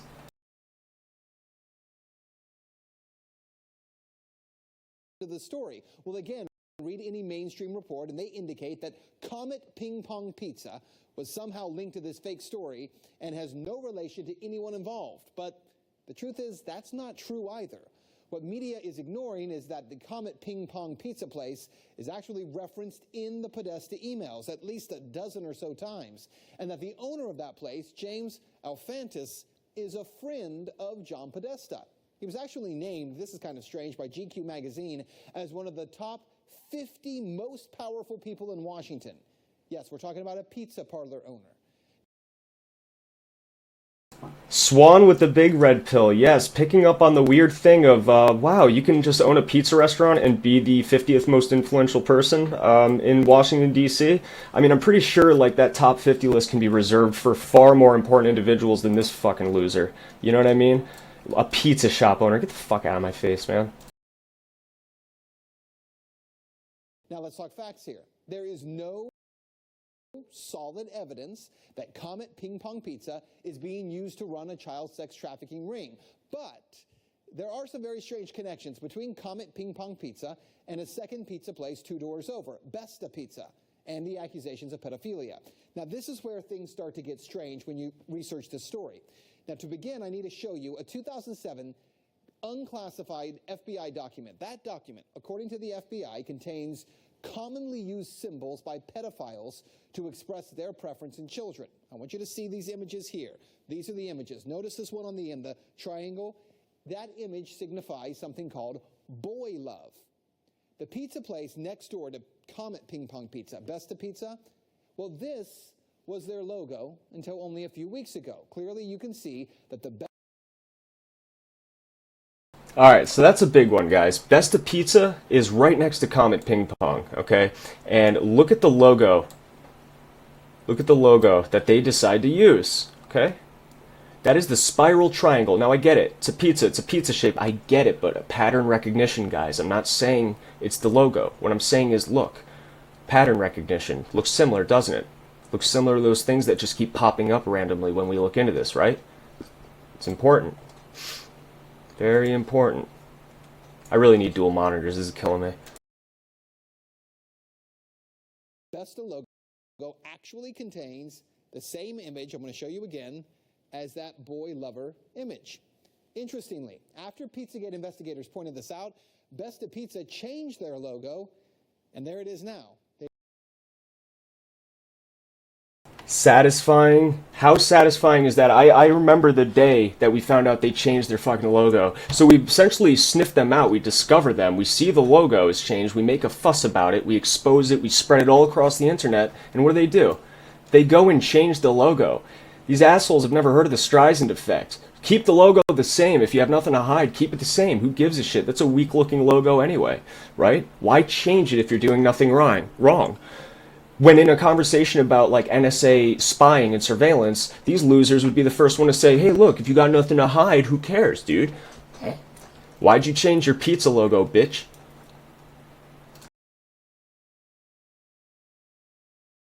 They removed the triangle. Also, Comet Ping Pong, owned by Alfantis, is the place where a number of performance artists perform regularly. 2 of the groups that perform there, who you can see advertised, by the way, on this Comet Ping Pong poster, include a group called Heavy Breathing and another group called Sex Stains. Well, if you check out the YouTube videos by these bands, Heavy Breathing has songs that do joke about pedophilia, and the band Sex Stains has a video that includes, and you see it right there, that same boy lover symbol. It's nearly identical to the one that the FBI does say is a pedophile code symbol for boy love. As I said, there are some strange things there. As I said, there are some strange things there. 10 minutes later, this dude lost his career and did not appear on television for like a year. He actually straight up disappeared from social media and even left a message for us all about it, saying, hey guys, no worries, I'll be back, but I'm safe. He had like a weird quote, like the Art of War quote or something like that, that kind of insinuated like he was strategically pulling himself out of the limelight here, because he must have caught major flack, because he was memory hold instantly, this dude. But the way he portrays this, he touches on some big red pills, you know? He touches on some really big red pills. And he just kind of... These are the most important things I wanted to show you. But let's go into more about the bands there. See if YouTube even fucking yields results for this shit. So this is the video right here with the pedo symbol in it. So nobody has posted this, so... And this video references the jokes that Majestic Ape and these band members like to play. Sick shit, look. And that's where her and the audience members, I'm guessing these are like roadies, have Majestic Ape said, for me, I think is together, and you, here we are, together, and you all are very grateful that you are below a Subway sandwich shop. Yes! And Jerry is known to hang out down here. He likes world sounds, tamales, and little boys. And children. I think that was his manager. No. We all have preferences. We all have preferences, right, guys? Pedophilia is just preferences. So basically the root of the joke there is Majestic Ape from it's either Heavy Breathing or Sex Stains, one of those bands. Heavy Ape is joking about Jared Fogle from Subway, who was the main spokesman of Subway for years. All over the commercials, you would recognize him if you saw him. He's the guy that was arrested for child pornography and just being a real disgusting, depraved individual. Diddler of the kids, right? Ironically, like moments before he was arrested, they had a promotion. Subway had a cool promotion where kids would throw sandwiches into Jared Fogle's pants. That used to be really big, but because of Subway, his waistline is no longer humongous, okay? So he lost all that weight, optimized his life, and then immediately got thrown into a fucking cage. I love it. So yeah, we all have preferences, says Majestic Ape of Heavy Breathing, inside of Comet Ping Pong, or at least that's what it looks like. Now, bear in mind, I mean, this is where political fundraisers are held. This is where Tony Podesta has his birthday every year. This is a kid-friendly environment, okay? Majestic Ape also goes on to talk about euthanizing a child after, you know, taking it out of the mother's hands, and how the mother did not want that child removed from her hands, especially to be euthanized, because euthanizing kids isn't really that good, all right? Let me pull the comments back up and see what you all are saying. But guys, I actually think I found a crazy thing. Tell me if you guys have seen this.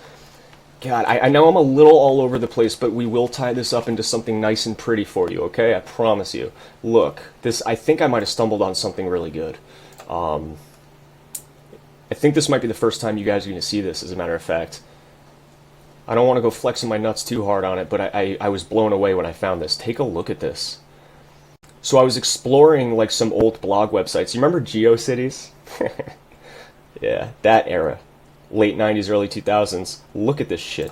Look what I have found, guys. So if we're talking about further confirmation, I mean, this is pretty bona fide, right? If you don't believe the symbols and the logos, you've got the proof of the FBI saying they communicate via logos. You've got sexualized imagery of kids uploaded by a dude that owns a pizza place, which is an acronym, Cheese Pizza Child Porn, next to a place that he's also involved with called Besta Pizza that emulates this exact logo. Okay, so you see how this works, and the bands that play at the Cheese Pizza place next to the pedo logo pizza place are bands that also use this same logo. Okay, so I think we're going to put the coded logos to rest after this. This is far, more than enough evidence. But I think I found the origin of this logo, guys. I think I found the origin. This is, when was this? This is right now, we're looking at a page screen capped from 2001. Look at this shit. About the B logo, the boy lover logo. My partner and I hit on the double triangles plus blue color as the basis for the design. The symbolism has been discussed before and seems self-evident. If it isn't, refer to the graphic explanation above. Since our design philosophy predicates that the ideal visual symbol should be capable of being drawn in the sand with a finger, a continuous line imposed itself as a solution. We also took into account its reproducibility both in color and black and white. Also, it should be possible to make it into a three-dimensional object, a lapel pin, for instance. We also wanted to create an image that was not too in your face, so as to permit the user to acknowledge its true meaning, or ... be as non-committal as the situation demands. So they don't want this logo to be glaringly obvious that it's representative of pedophilia. So once again, it's designed to blend in plain sight, to hide in plain sight. The boy lover logo's use is restricted to BL positive use only. Modifications and variations will be tolerated. Indeed, they're encouraged, as long as the boy lover logo positive message is respected. You know, these guys, they're righteous pedophiles. That's what they acknowledge them, consider themselves as. They say, you know, these are boy lovers against rape. It's like, newsflash, you bitch. If you're touching kids, that shit's rape, man. That shit's assault. So a good line of research would be to research who this Kalos fella is, because that's the gentleman that's trademarked it, 1997, signed it Kalos. So this blew my mind, actually, and this goes deep, too, guys. There's even more, too. Look at this shit. Sam's Toy with the boy lover logo. This is a weird website, guys. I will link, like I said, it's in this Google Docs that I made for you all. But this is a rabbit hole, fellas. But what I'm trying to say is, look, we got the coded language fully confirmed. I think we're gonna drop that subject now because it's just far too much, you know, decent information. Okay, way too much decent information. Like, if you still doubt they're using those logos to communicate, like, you're the conspiracy theorist, you know. Glacier Dental, yeah, Baxter. I remember Glacial Dental for sure. This is the images that I was looking for before. So let's really clean this up so we're not all over the place, okay? This is the part 1 of the files. Remember how I said we started in the last video talking about the initial coded emails. It was before Comet Ping Pong. We discovered someone named Tamara Lozado. All right, with enormous gratitude to advanced man extraordinaire Aber, blah blah blah blah blah. And I thought I'd share a couple more notes. We plan to heat the pool, so a swim is a possibility. Bonnie will be Uber service to transport Ruby, Emerson, and Maeve Lozado. And in parentheses, she has to make sure to tell them how old they are. And in the last video, I stated, what's the point of informing anyone how old they are? They're kids. They're all equally annoying. All right. So you'll have some further entertainment. So little girls with very specific ages are being Ubered over to a heated pool to provide entertainment to adult males, okay? So that's what tricked us, or, turned us on to the coding, all right?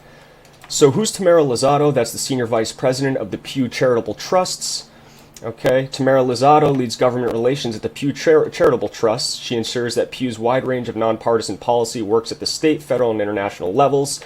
Lozado served as then Senator Hillary Clinton's chief of staff from 2001 to 2009. This woman, who is, allowing glimpses for us to view her infant raw and uncut for an hour, and also is cool with, kids being Ubered to heated pools to provide entertainment for adults. She was Hillary Clinton's chief of staff. All right, this is the next email. This is the pizza-related map email, right? So we've reviewed these. These were all in part 1. Susan whipped Sherry and me at dominoes using the Podesta method. She made up the rules as we played. More dominoes. Do I do better playing dominoes on cheese or with pasta, right? Now, by the way, you see, where is it? I'll see it in a sec. What is there about you that makes you such a big hit with Susan, Steve, and Sherry? And now you've added the Podestas. Every time we see you, I get lowered in the rankings. Incidentally, we really liked your daughter. She has a special quality. What? Now, by the way, Herb Sandler, he's dead. He just died recently. He's a major part of all this. The dude's fucking dead. Goes to show you. Now, who's Susan Sandler, though, right? Susan Sandler is a trustee of the Sandler Foundations, which invests in strategic organizations and exceptional leaders who seek to improve rights, opportunities, and well-being of others, especially the most vulnerable and disadvantaged. Prior to serving full-time as a funder in 2008, Sandler's career focused on advancing educational equity as an organizational leader. She's a school therapist, a teacher, and activist, so once again in an environment more than likely that grants her access to children. She was president of Justice Matters, an education reform and leadership development organization. Alright, moving on, then we'll hit up the next infograph. Once again, this is all encompassing part 1 from part 1's videos. This is an email. Hello, some young lawyer type of friends of mine are hosting an Obama fundraiser at Comet Ping Pong. So once again, this really shady place is holding political fundraisers. Also, I saw that you're reading at Politics and Prose soon. What can we do afterwards? Should you like to have a dinner at my place? Big or small? What do you think? Big or small? What do you think? There's James Alfonso with Tony. That's John Podesta's brother. Mary and John, I think you should give notice when changing strategies which have long been in place. I immediately realized something was different by the shape of the box, and I contemplated who would be sending me something in the square-shaped box. Lo and behold, instead of pasta and wonderful sauces, it was a lovely, tempting assortment of cheeses. Yummy. I'm waiting on the return of my children and grandchildren from their holiday travels so that we can demolish them. I'm awaiting the return of my children and grandchildren from their travels so that we can demolish them. Thank you so much. I hope you and your gang. Not your friends, not your family. I hope you and your gang are well. Best wishes. P.S. Do you think I'll do better playing dominoes on cheese than on pasta? So, like I said, guys, this is code. This guy says he's no expert, this, that, the other thing. Now, info of interest before we move on to the next one. David Brock, like I said, he runs a super PAC and runs Correct the Record, which is now known as Share Blue. James Alefantis is his ex-boyfriend, and Marina Abramovic, the grandmother of performance art, is what she's called or considered. She pioneered a new notion of identity by bringing in the participation of observers, focusing on, quote, confronting pain, blood, and physical limits of the body. Interesting.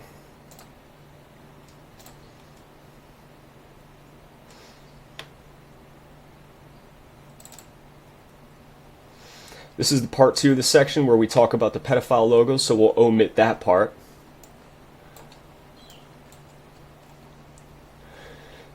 Comet Ping Pong, founded in 2006, and it was also founded by Carol Greenwood, which we don't really talk about much. Interestingly, though, Greenwood, there's some rumors about Susan Greenwood, or Carol Greenwood. She left rather suddenly, and it's rumored that her son, her kid, was sexually assaulted at Comet, and it might have been by James Alefantis. But it was shut up, it was shut down. There was probably some type of payoff. It's a little speculative, but that's if you want to look into that on your own time. So we got the cheese pizza, cheese, pasta, or just pizza in a cryptic way. On their website, it displays the Friends of Comet, which is Heavy Breathing, the bands, Politics and Prose, the bookstore next door, Hemp Hill Fine Arts, Transformer, which is essentially an art gallery that James Alefantis is involved in and Tony Podesta is involved in. Media Matters, that's David Brock with Share Blue, Correct the Record, that's his company.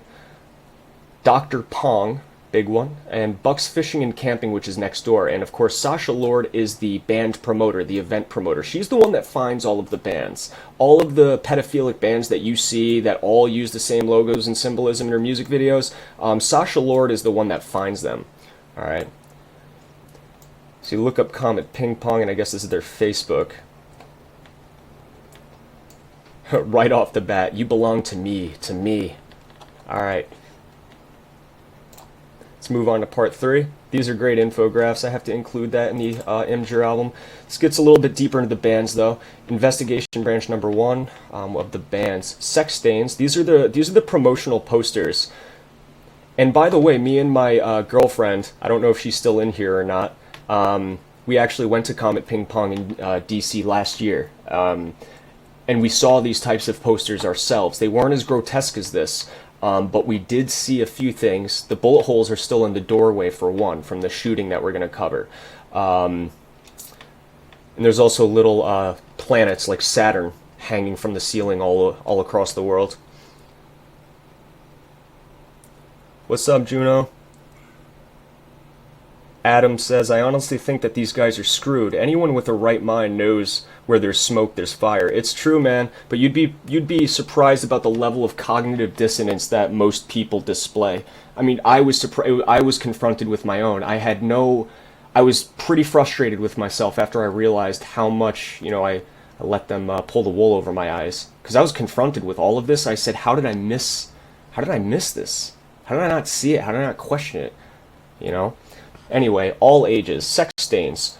Poster says, all ages. Come see my show. My band's play. It's called Sex Stains. Bring your kid. This is called Welcome to the Island of Teenage Heartbreak. Epstein Islands. Again, it's not related, but patterns. Familiar terms, familiar symbolism. Decapitation. This surely means high quality art. Podesta has a statue just like this at his home. This is a heavy breathing poster. But look at the spirals all over it. Interesting, right? The spiral circles, that's from the FBI pedophile documents, isn't it, guys? Right?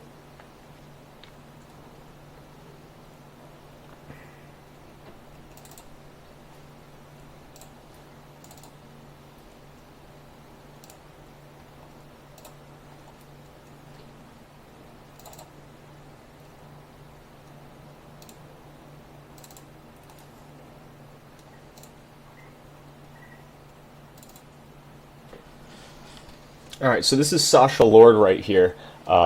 She's the music booker, event promoter, etc. Who, by the way, for the Q people out there, if you remember the Standard Hotel and Adam Schiff, the Standard Hotel and Adam Schiff. So Sasha Lord also does music promotion for the Standard Hotel as well. So that's a good thing to keep in mind. And just here's some other artwork here. Just very gross, and there's a very dark vibe about all of this, to be quite honest with you. I mean, I know I'm biased now because I know all of this stuff, but it's just weird. We got the crying baby, the Hollywood, the Lolitas. Lolita, little girl, like, it's all there, guys. Look at it. Here's another girl, not an adult, here's a girl. Cinema Hearts, Walkabout Young Scum. Now, I know this right here, this is the Girl Lover logo.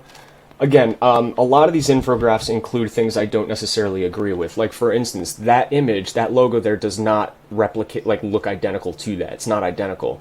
Just because a little girl has a heart on her shirt does not mean it immediately means that. But of course, used in the context around pedophiles, around sexualized imagery, around people who know other people that are pedophiles, you can't be too careful. Can't be too careful. Now, of course, we have third eye symbolism, all-seeing eye, Masonic symbolism here with the pyramid and the eye in the center, right? One eye at the top, all right? Another eye symbolism right there. This one's interesting. Actually, I feel like this one might have been the one that I saw in person, as a matter of fact, while I was at Comet. If I have the photos, I'll show you the photos. I tried to take videos, but it was, a little shady. I was nervous about what they'd do to me if I took out my phone, because they had probably a lot of issues in the past with that type of shit. Alright. Moon. You see the crescent moon on the shirt? That's interesting. Moon. Crescent moon. Very interesting. Alright. What part is this here? Part 3? Okay. Here's part 4. I know we just kind of looked at part 4 a second ago. Here it is. Look at this. A pizza shop owner is invited to the White House and plays ping pong with Obama. Like, this doesn't make sense, guys. Why is a pizza shop owner granted all of this power and influence and connections? This is straight up Obama playing ping pong with James Alefantis and a child in the White House. It's not like Obama like agreed to stop by, the pizza place for 5 minutes and do this. He straight up invited these people into his home, into the White House. Right, and just more, this is the kill room, image of the kill room, which kind of prompted the thoughts like, Is this underneath Comet Ping Pong? What's it for? Is this refrigeration? Is this where they store objects and ingredients and food? And this is how we found out that Podesta typically has his birthday parties there, because this is from, once again, Elefantis. Family birthday tradition. Lovely. Hashtag Podesta. And it looks like that's a photograph either... Can't tell if that's in Comet or not. Might be at Podesta's house.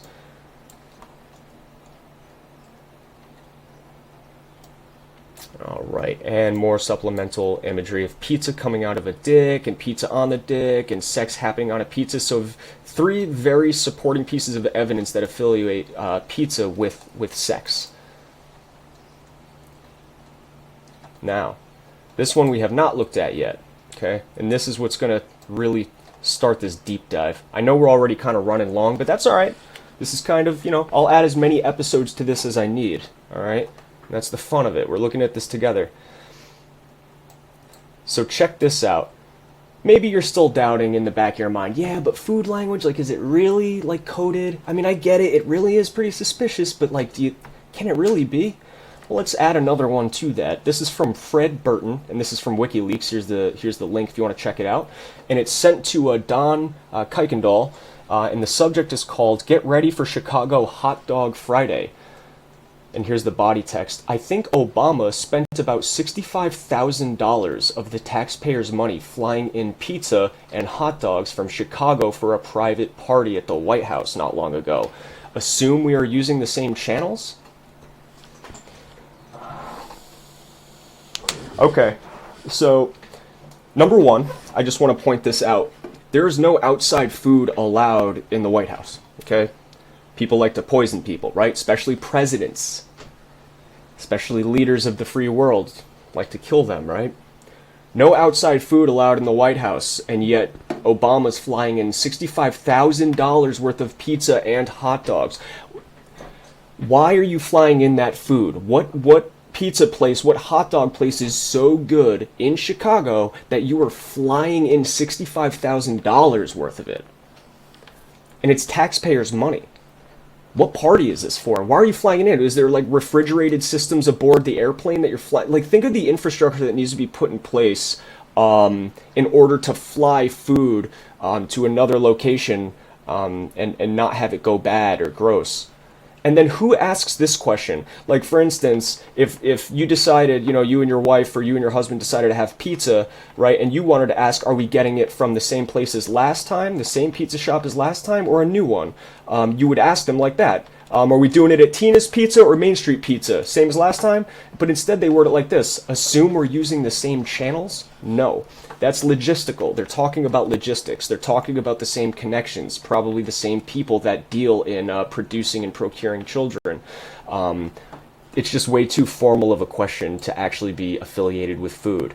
All right, and with hot dogs, of course, it overlaps with Podesta's hot dog stand in Hawaii, right? Now, this is straight up child porn right here. I'm not breaking the law. This is censored, but straight up, there's at least one image of child porn on Jimmy Comet's Instagram, and it's this guy in an art place, museum, like falling asleep, and literally it looks like an image hanging on the wall of an infant or like a toddler, like spreading their ass. Okay, I'm not gonna sugarcoat it. Is that Pegasus, Juno? Is that image from Pegasus? Because Pegasus is a big one. I just didn't know if that was from Pegasus or not.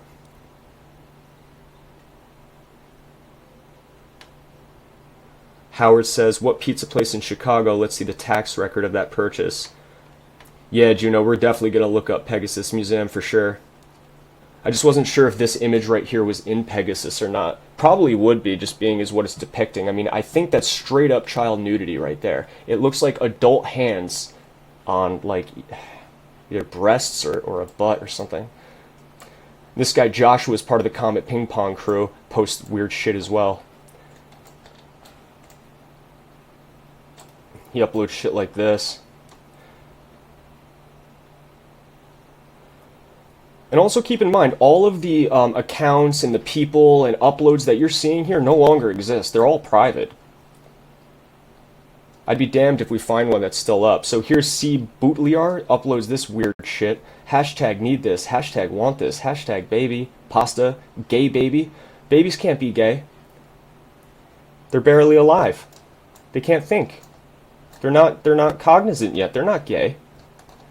Why do you need this? The baby looks horrified, scared. It looks like the guy like clapped and scared the shit out of the baby and then snapped the photo after smearing sauce all over it, if that's even sauce.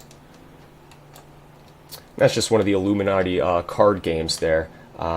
Very fun coincidences. And you remember the panda symbolism though? So in the Dr. Pizza video I made a little bit ago, we talked about that panda Twitter account that seems to, fill in the blanks with that panda symbolism. We also talked about hashtag #ComePanda with Jimmy Comet. So here's another image of that same type of symbolism, right? Hashtag #ComePanda, question mark. He also had that other image of all the little baby pandas inside of the tire or whatever. And he called that one panda, baby panda cum hole or something like that. We already reviewed this. That's chicken lovers, hashtag chicken lovers. Pedos also use slang just like they use logos, and what is slang in the pedo world for little kids is chickens. So if you're a chicken lover, you're a lover of kids, particularly young boys. It's pedophilic gay slang for that. Here is James Alefantis' record of visits to the White House, because, pizza shop owners always visit the White House, all right? So this is when he was in there. It turns out we were not the only ones that noticed some shoddy stuff about Comet, because check this. This is where it gets crazy, because someone was catching a whiff of some suspicious shit as far back as 2008. DC official, outdoor seats at pizza place will mean rapes and murders. When a Washington neighborhood commissioner staged a nighttime surveillance of a Northwest pizza place and put the resulting video up on YouTube to prove what a threat to public safety an outdoor ping pong table posed, the image of a ping pong ball rolling out to Connecticut Ave was chilling enough. But this week, that same commissioner, Frank Winstead, ratcheted up the scare rhetoric in a big way. At a meeting of Advisory Neighborhood Commission 3F on Monday night, in front of the largest crowd in the ANC's history, Winstead accused the owner of Comet Ping Pong of seeking to turn this quiet stretch of Connecticut Ave in Forest Hills into a haven for rape and murder. It's awfully specific, isn't it? The crowd of about 100 residents, mainly fans of the pizza place, fell into an uproar and drowned out Winstead following this exchange. A supporter of Comet addressed the commission, which was considering owner James Alefantis' application to extend his opening. So basically he wanted to make renovations to the building, extend the seating for outdoor seating, which by the way I saw personally. They do have outdoor seating there. And you remember the mural of them removing the heads of young people on the wall? Now, it's worth noting, you remember how they changed the Best of Pizza logo. They also, upon discovery, they also ripped the wall mural down as well. They also ripped the wall mural down too, so this is actually what it's looking like now. So this room right here, because I can actually testify to this, I was in the building. This room right here is all the way back there. Entrance is in back here. You walk in, the wall mural would have been here. That wall mural, no, excuse me, the wall mural was actually back in the ping pong room. So this is like the main room where all the dinner tables are and shit, and this is the bar right here. When I went in there, all hanging from the ceiling was these little planets of Saturn, Saturn worship, Satanism, and then a projection screen playing shit on the wall there. BDSM with a pizza. We got money and pills. Jimmy Comet says pills and bills. And then of course we have a personal letter from Hillary Clinton to James Alefantis. Wouldn't you look at that? Just a pizza shop owner hanging with Obama, getting invited to the White House multiple times, getting letters from Hillary Clinton. Thank you for lending your time and extraordinary talent to participate in the Cooking with Fratelli Podesta fundraiser. Whew. Cooking for Hillary. You spirit cooking for Hillary? This is from his Instagram as well with Tony Podesta. There is Tony Podesta with his disgusting Jeffrey Dahmer victim sculpture, as well as a cardboard cutout of the Pope. And we mentioned the Pope a little bit earlier, right?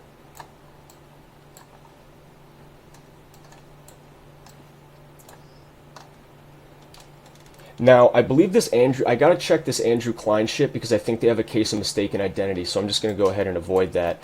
But across the street, where'd that picture go? Look at this. This is important. Take a look here. So this is the satellite image of the actual street itself. Okay, so there's Comet Ping Pong. Here's Connecticut Avenue. All right, so just get your bearings real quick. All right, so Comet is owned by something called Big Cheese LLC. Big Cheese, cheese. And that's James Alefantis' LLC. Directly next to it is Buck's Fishing and Camping, which is also owned by Big Cheese LLC. Now across the street, no, not across the street, but next to that is Besta Pizza, which demonstrates the Boy Lover logo, as we already know. And Ben Swan covered on his TV show right there, right? When we found it, they changed it, okay? Now, Politics and Prose is just a bookstore. That's owned by Hillary Clinton's speechwriter, and it's basically like anyone that's like a political elite or like a celebrity or in the political world. If they come out with a book or something like that, they always have like a public reading or whatever at Politics and Prose.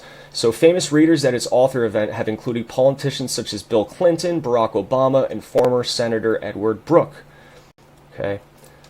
Now, some say this is also pedophile logo. Play, eat, drink. That's in the menu of Comet Ping Pong. Play, eat, drink. The acronym would be PED. Pedo. Okay? So they like their acronyms, remember? Then Child Lover logo is this little butterfly, and when compared to this, kind of looks similar, right?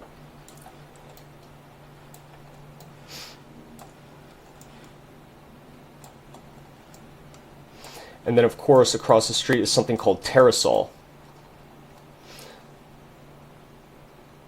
Now, that logo here is right down here. So you see the heart right there, kind of like a heart within a heart, hand within a hand. Then there's the Girl Lover logo, and here's Hillary Clinton at Terrasol. All right. Let me just make sure I've reviewed everything on this. All right. So without going too deeply into all right, let me just do this because we're going to pull up the spirit cooking email. We're going to touch on that. This is really running long. I'm really sorry. I can be kind of verbose sometimes. And I really expound on like small details, and it ends up like shooting myself in the foot because I don't want to subject you guys to like 5-hour-long streams. That's alright though. If anything, you just tack them on later, no worries. We're going to type in spirit cooking here, because this is the whole idea. And this, envision the spirit cooking side of thing as the introduction to the occult, right? For someone that doesn't understand the occult or how it works or anything like that, this is a great starting point. I want to see if we can, here it is, here's the email. Here it is. So it's from Podesta to John Podesta.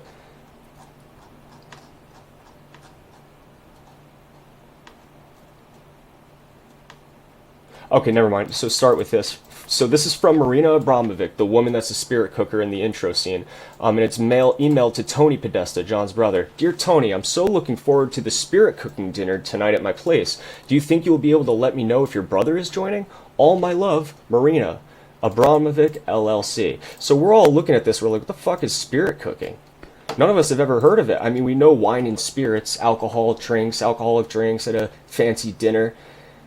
You end up looking up spirit cooking, and it's not that at all, fellas. Not that at all. I'll show you what it is. It is basically the Diet Coke of ritual sacrifice. It is the overlap between the political elite and the Hollywood elite, right? It's where politics pedophilia meets Hollywood pedophilia. That's my personal theory on what that is, just based on my research. So here are some of the images from spirit cooking. And it's basically a satanic ritual. It's an occult ritual out in the open. And look, these people aren't doing it for no reason. This isn't just art. This isn't just performance art. This is a lot deeper than that. A lot deeper than that. So here's images. Here's one. So you've got the ritual sacrifice victim laying in a pool of blood, sperm, and urine. And I'm not lying. Here's the ingredients. You have to mix fresh breast milk with fresh sperm milk and drink on earthquake nights. Whatever that means. Now I'm going to open up this one source here that's got the entire book.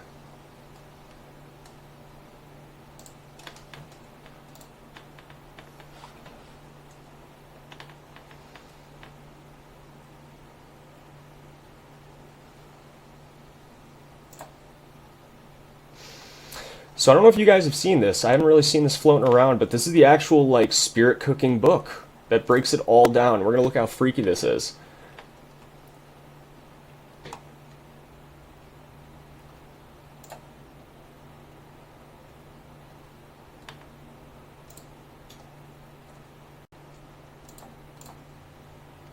Brahmovic, spirit cooking with essential aphrodisiac recipes.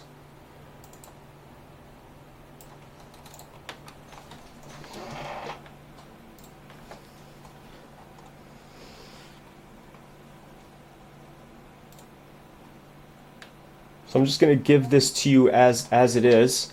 All right. Just going to flick through this passively so you can absorb it.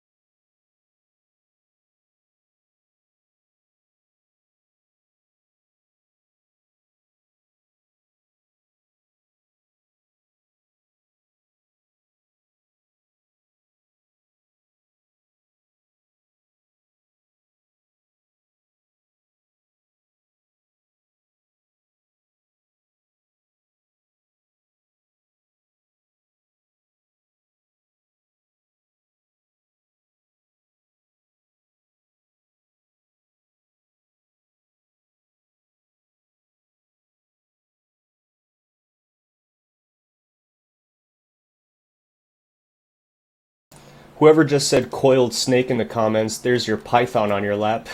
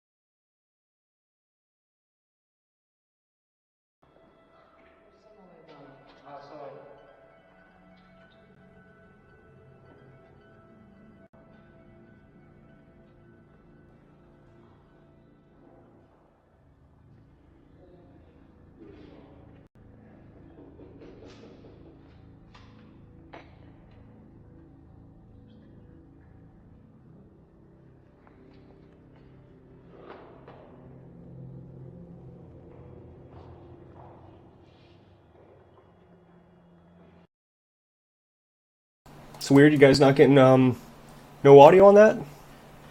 Okay, you got the audio, guys? All right. It is a little choppy. I'm sorry about that. So I really appreciate you sticking through it, okay?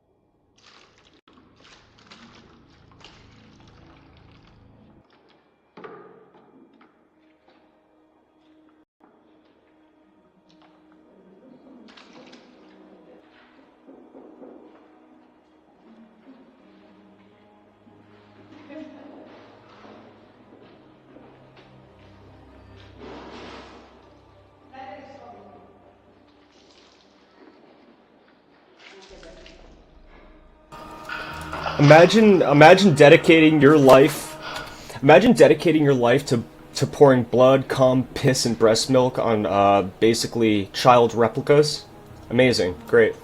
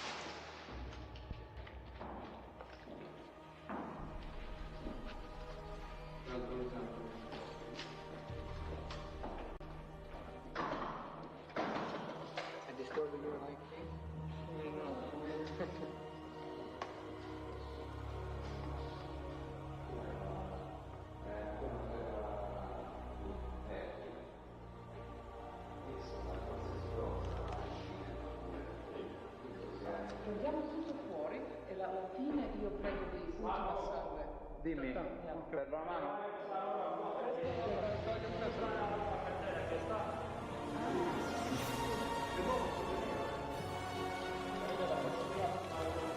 Nema, ja volim da vidim kako dozira. Some hair?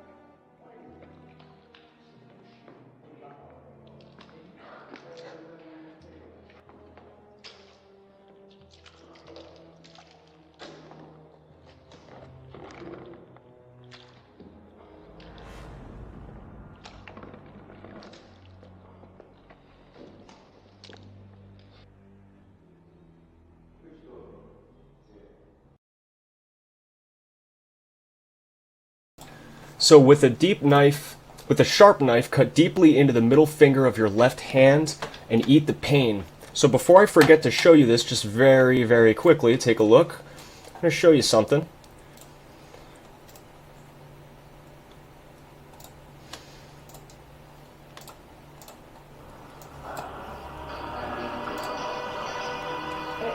Posso di luce no?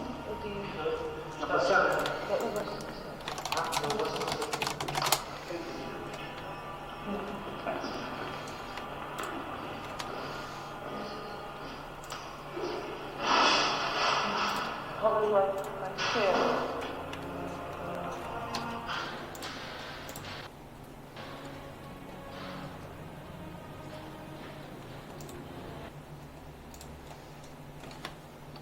Sorry for the echo briefly there, guys. I'm kind of in transition with my audio setup. But look, so with a sharp knife, cut deeply into, where was it, your left middle finger or so? Something like that? The middle finger of your left hand. So let's look at John Podesta's middle finger of his left hand. We've got a Band-Aid on it. Interesting. And what's 14 and what's a fish? So that's an image we actually found in his emails. They're signaling to each other. Do you know what that is? Do you know what that means? Because I'd be surprised if you did just, before all of this. Because I didn't. I sure as hell didn't. Whoa, typed really bad.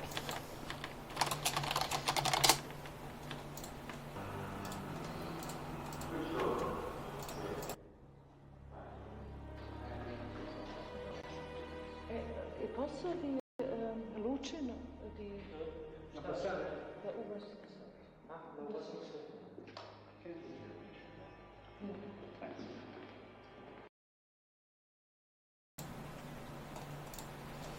Once again, I am sorry, I just need dual monitors, so I gotta kind of flick back and forth. It's a lot more clunky. So take a look at this. So they say that this occult symbolism, the 14 plus the fish on Podesta's hands, is debunked, but let's take a look first, because I hadn't heard that it was debunked, but it was very interesting to me.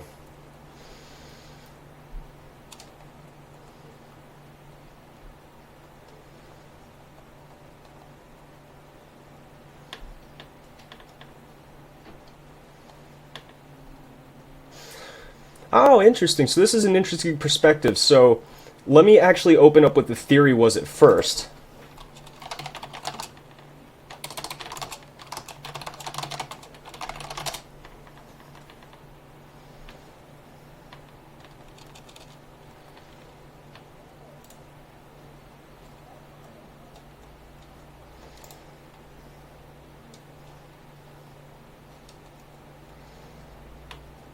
So the myth, the legend, the story goes Osiris was killed and chopped into 14 pieces. Isis was able to retrieve 13 of them, but the penis was lost, and it was eaten by fish. She substituted another phallus and magically used it to bring forth Horus from dead Osiris. Horus. What is that? So imagine someone being confronted with all this all at once like I was. You know, I was a sleepyhead, I was not yet awake, and suddenly I'm confronted with all of this, and not only am I confronted with global trafficking rings right in front of my face, which I'd never even thought of in the past, let alone operating this way, because trafficking, that's just criminals on the streets doing that, right? Child abductions just happen from, you know, creepy old men in trench coats, right?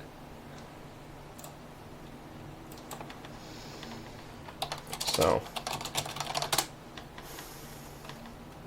you might recognize this symbol, Eye of Horus, right? So it's part of the legends, all-seeing eye, Eye of Horus, some symbolism there, Masonic or otherwise.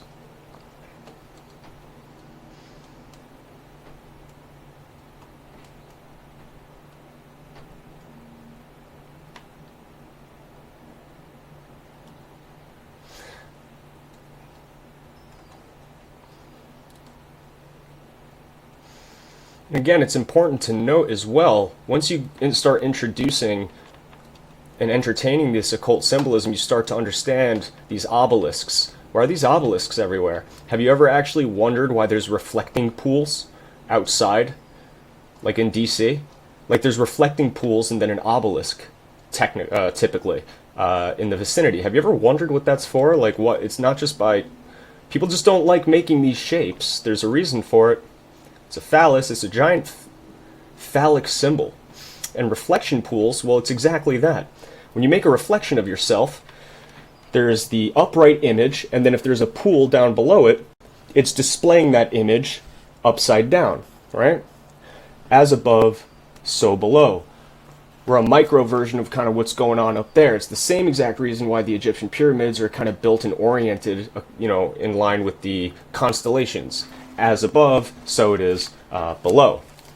All right, and that's just a very, very, not butchered, but like just a very basic idea about that. So in other words, that's the theory regarding the 14 and the fish.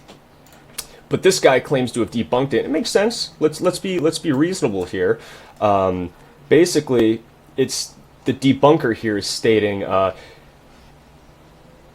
last line of the email reads, "My favorite of the hashtag global goals is number 14, so 14 on one hand. We must protect our oceans and life below the water," and that's the fish.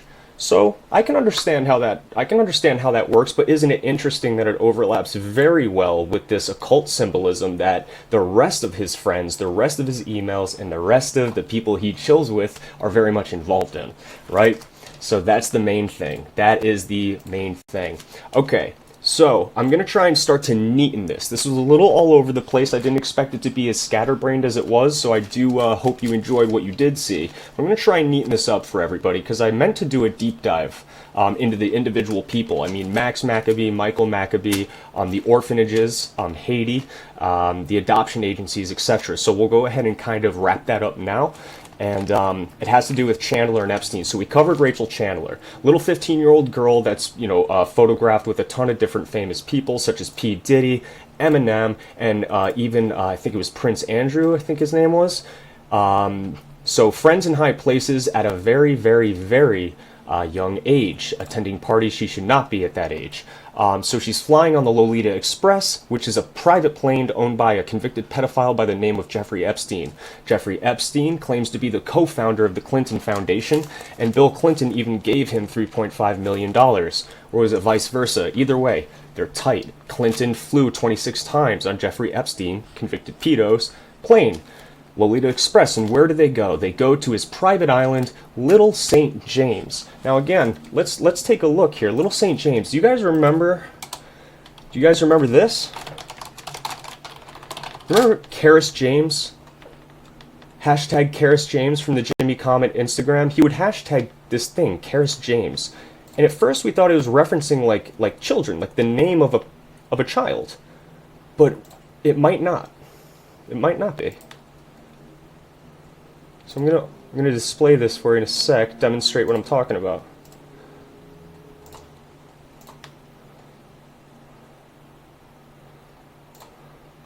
There's more chicken symbolism. Here it is. So you remember chicken is pedo slang for young boy? So there she is holding an orange, and it says good. Hashtag Karis James. Karisjames. That's how you spell it. Here's the next one. Jimmy Comet. Jimmy Comet. Moving the baby. Hashtag Karis James. Moving the baby. Like in the last video I stated, you don't use those words. You say like I'm moving the table, I'm moving the furniture. Moving kind of like is the idea of like, once again, logistics. In those other emails we're talking about, why are you changing the delivery method of my square-shaped box, my pasta box? It looks different. You know, you should not change things, change systems that have long been in place. The Obama email, 65,000 hot dogs, or fucking $65,000 worth of hot dogs. I assume we're using the same channels? Like, these are logistical questions. We're going to Uber service the little girls over to the heated pool, it's all logistical shit. AKA moving the baby. We're moving those drugs. We're moving those weapons. You don't move a baby. You say something like, hey, I'm taking the baby over to grandma's, or like, we're driving over. It's just weird terminology. It's not damning in and of itself. But apparently Neeli Lawson thinks that this child needs a crate around her. Not a car seat. Not a car seat or anything. She needs a crate. Like, this little baby needs to be put in a cage. Hashtag Karis James. Now my original theory of this was, once again, anagram, the word play. Car is James. Car is James. Karis James. So they're in a car. The uploader's name is James, his first name is James, and they're moving it logistically, right, talking about transportation. So the theory is highly speculative. My initial vibe was that they're talking about who's moving the children to where and by what method. So James is moving the child via car. Car is James. Something like that, right? But someone else has brought to my attention a while ago, and I think this is an interesting one.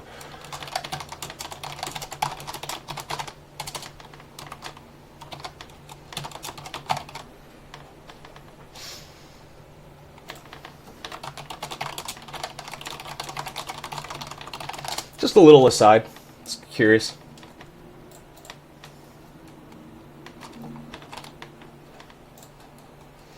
This is a whole steaming about Karis James. You know the little girl in the photo from Elefantis' Instagram account wearing the pizza slut t-shirt? So again, little girl, she's a slut. They think that's okay to call little girls sluts and also put them in cages.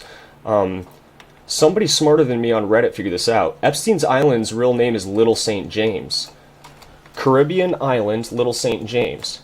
Karis James. So, car, right? Caribbean, car, island, I-S, and Little St. James, the name of the island. James.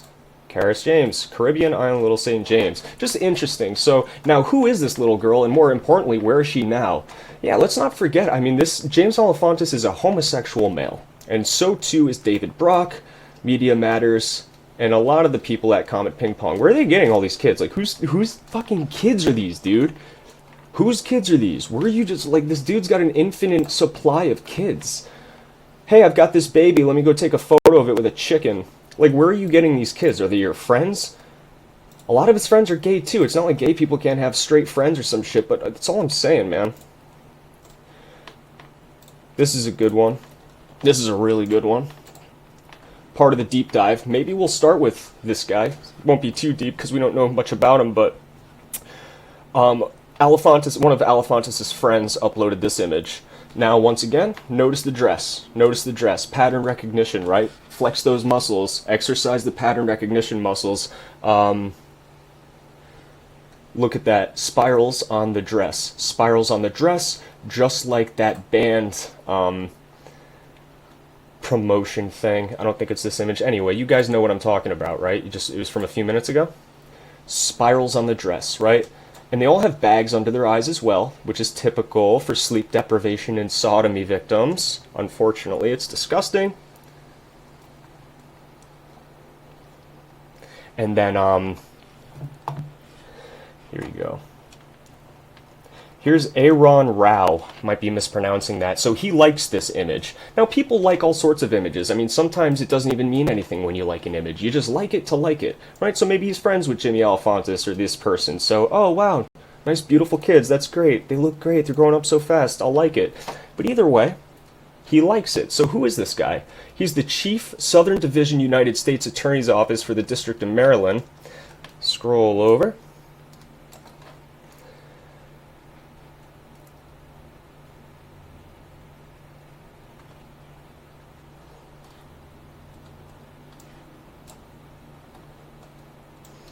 So he works for the United States Department of Justice, but there's something more specific about it. District of Maryland.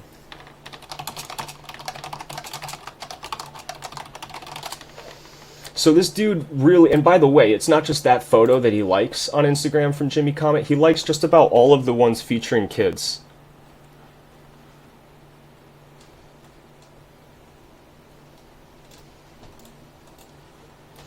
And then once again, just a pizza shop guy that's getting friends and likes and impressions and engagements from very powerful people. So this is him right here. He's the president of IGI, where he directs due diligence and corporate internal investigations on crisis and risk management. And before he did all this, he served as chief of the Southern Division of the U.S. Attorney's Office for the District of Maryland, which is located in Greenbelt, Maryland. In the capacity, he supervised a 50-person staff, including as many as 30 federal prosecutors, assigned to criminal cases in a geographic area with a population of more than 2 million people. He was also involved in a variety of high-profile criminal cases, including the prosecution of a former supervisory archivist of the National Archives responsible for the theft of thousands of stuff. He also also involved with Obama. There's one blurb I'm looking for, though, that's relevant.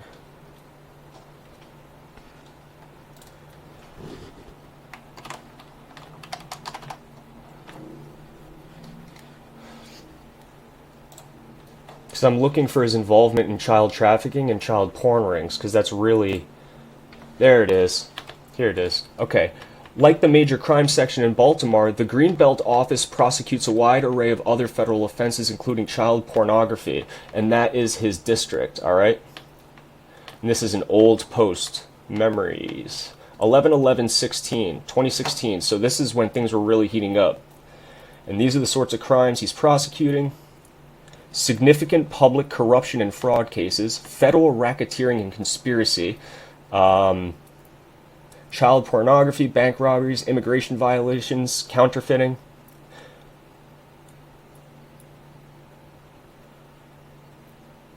And the Southern Division Office also handles thousands of misdemeanor cases that occur on areas of exclusive federal jurisdiction, such as the Baltimore-Washington Parkway, the National Institute of Health, and military bases. So this guy sums it up. He says, Comet Pizza is adjacent to Rao's jurisdiction, and Rao is the chief executive of an office which is responsible for investigating and prosecuting child pornography cases. What are the fucking odds that this guy is friends with such an obvious pedo, likes his bizarre posts, a lot of them, and yet the thought never crosses his mind? Aaron Rao is probably a pedo ring asset in the DOJ. We need to investigate the fuck out of him. Yeah, I'd say so. And even if it turns up nothing, it's still worth having done so. Still worth having done so. Alright, so back to putting the pretty bow on top. Here's Epstein's temple. Shit, I forgot this last time somehow. Look, this is what this guy has on his island. This is Jeffrey Epstein's temple on his island. This is like some ancient Egyptian symbolism type of shit right here. It fits right in along with the occult type of stuff. Why do you think they have a sundial there? It's sun worship. It's called sun worship. Alright? At least that's an aspect of it, right? This type of shit is easily like an occult element, right? The masked individuals, a ritual, a ceremony.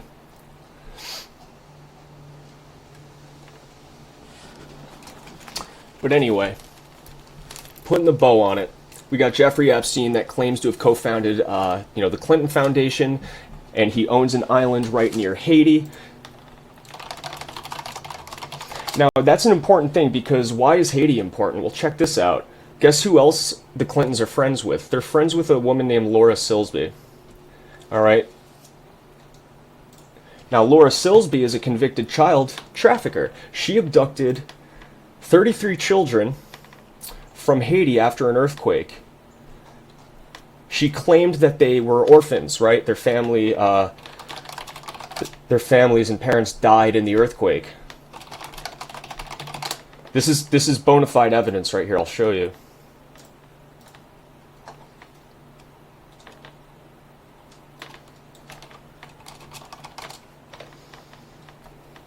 So it's called the New Life Children's Refuge Case. The New Life Children's Refuge Case was a legal case about an incident which occurred in the chaotic aftermath of the earthquakes in 2010 in Haiti. On January 29, 2010, a group of 10 American Baptist missionaries from Idaho attempted to cross the Haiti-Dominican Republic border with 33 Haitian children, most of whom were not orphans and had families. The group was known as the New Life Children's Refuge, and it did not have proper authorization for transporting the children and were arrested on kidnapping charges. The missionaries denied any wrongdoing, and they claimed that they were rescuing orphans and leading them to a Dominican hotel, which was being transformed into an orphanage. But they had no paperwork, they had no proof, they couldn't say what the orphanages were going to be, etc. 9 of the 10 missionaries were later released, but NLCR founder, New Life Child Refuge founder Laura Silsby, remained incarcerated in Haiti. By the time she went to trial on May 13th, the charges had been reduced to arranging irregular travel, and the prosecution sought a 6-month prison term. So this woman straight up stole a busload of kids. She straight up stole a busload of kids. And she got 6 months in prison. Almost seems like an act of God stepped in to kind of help her out and protect her. Except it wasn't an act of God. It was just the Clintons that stepped in to save her and reduce the sentence. So you see how the Clintons are super tight with Epstein, co-founded the Clinton Foundation, and they're also brushing shoulders with Laura Silsby, an actual convicted sex trafficker, an actual convicted abductor of children. Contrary to reports in the media, Pizzagate didn't start with coded emails in the Podesta files. It began with the shocking discovery that Hillary and Bill Clinton provided assistance to convicted child trafficker Laura Silsby, which resulted in a reduced sentence for her. Laura Silsby is the former director of the New Life Children's Refuge, blah, blah, blah. Emails from her organization can be found in WikiLeaks' Hillary Clinton email archive discussing the NGO before her arrest. Silsby's organization also appears in the Clintons' emails, soliciting donations for their ministry. So let's look at those emails. New Life Children's Refuge, Haitian Orphan Rescue Mission. Right? Purpose: rescue Haitian orphans abandoned on the streets, makeshift hospitals, or from collapsed orphanages in Port-au-Prince and surrounding areas and bring them to the New Life Refuge in the Dominican Republic. The urgent need is the number of Haitian orphans is estimated to have increased by 300% as a result of the earthquake. Most of them lost their parents. The plan is to rescue the orphans from Port-au-Prince, Haiti, and on the 22nd, Friday and Saturday, Jan NLCR team fly to the DR, and then on Sunday, January 23rd, R1, drive bus from Santo Domingo into Port-au-Prince, Haiti, and gather 100. Just weird words, man. 100 what? 100 kids? Oh, 100 orphans. Here it is. Sorry, there's like weird spacing. Gather, just pick up kids from the streets. The mission, hey guys, Here's the mission. I want you to get a bus and gather all the kids that you can. We're saving them. It's just fucking weird, man. Gather 100 orphans from the streets and collapse orphanages, then return to the DR. The bus will arrive on the 24th at the New Life Child Refuge, and the Haiti team is composed of Laura Silsby, Charissa Coulter, Carla Thompson, Nicole, and Corinna Langford. Paul Thompson's team from Eastside Baptist Church, Twin Falls, provide love and care for the children. We should probably look in Paul Thompson. Probably already have. This has been out for a while, but yeah, if he's the dude providing love and care for them, I don't want to know what that means. The interim location, it's in the process of buying land and building an orphanage, school, and church on the northern coast of DR. Given the urgent needs, God has laid upon our hearts the need to go now versus waiting until the permanent facility is built. He has provided an interim solution in nearby Cabaret, where he will be leasing a 45-room hotel and converting it into an orphanage. That's shady as shit. It'll hold at least 150 kids from infants to 12 years old. Team needed. New Life Child Refuge is praying and seeking people who have the heart of God and desire to share God's love with these precious children.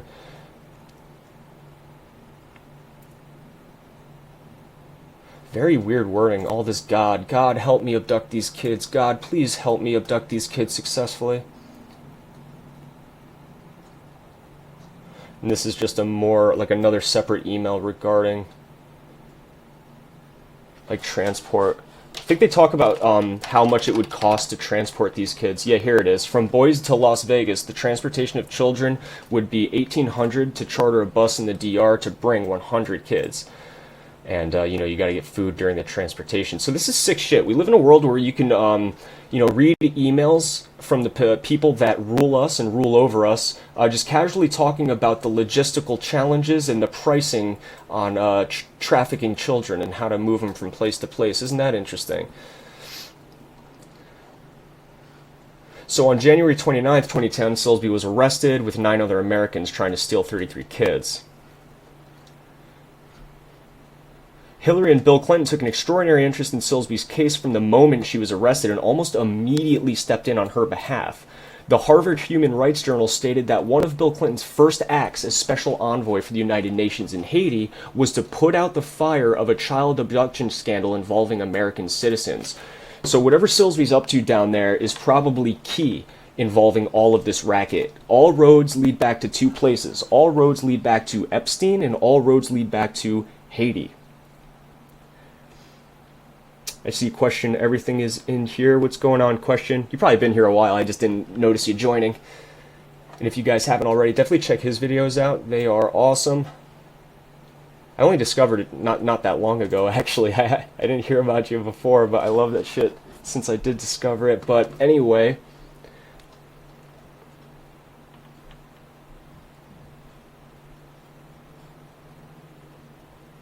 on February 9th, 2010, Hillary Clinton consulted with Counselor Cheryl Mills and other attorneys in an email discussing the U.S. government's options regarding the arrested Americans. The heavily redacted memo attached to that email does not reveal what those options consisted of. However, the State Department's American Citizen Services is only authorized to offer a list of local English-speaking attorneys to Americans arrested or detained.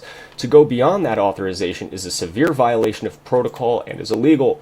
Additional emails reveal that the State Department was involved with making statements on the Silsby scandal and preparing to assist Silsby's co-conspirators with their return to the U.S.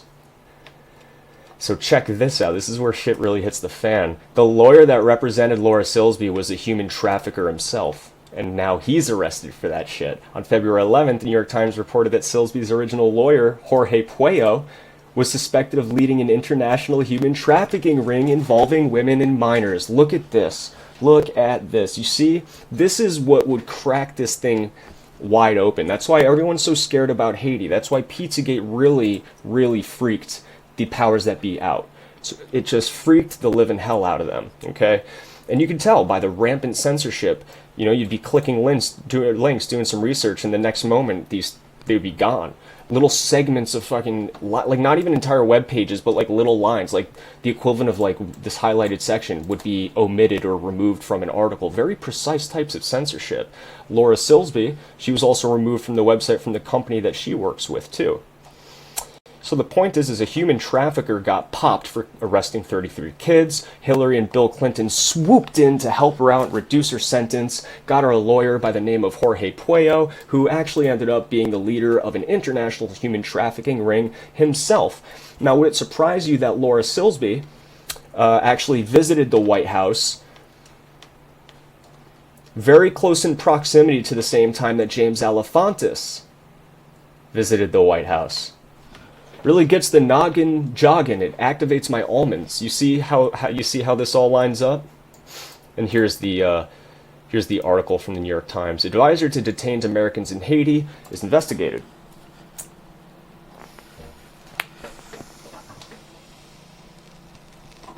Now, with all this talk about Haiti,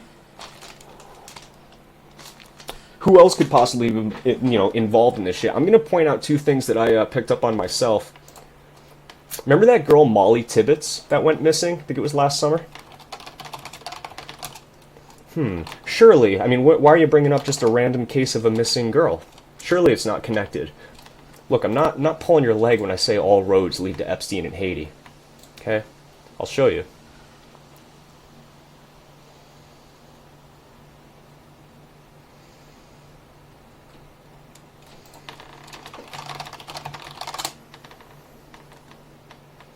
Oh, and contextual information, Molly Tibbetts was a girl that was, like, in Iowa, abducted in Iowa, murdered in Iowa by an illegal immigrant, and the illegal immigrant says, "Wah, I need a jury that's fair to illegal immigrants. This isn't fair." Little bitch. Just give me one moment.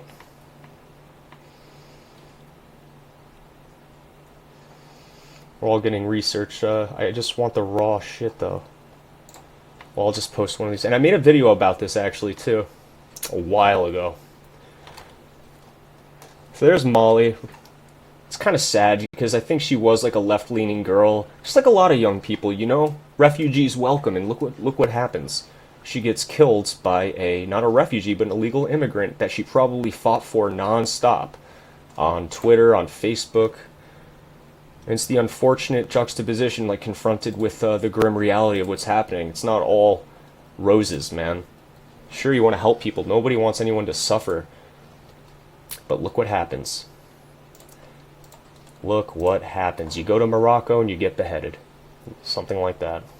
Just bear with me. I'm looking... Where the hell did this go? I didn't have this one prepared because I didn't just bring up talking about it. I didn't think about it.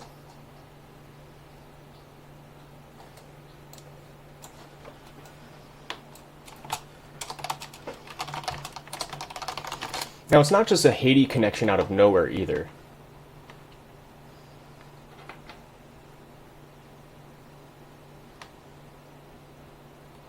Here, there it is. I think this is it.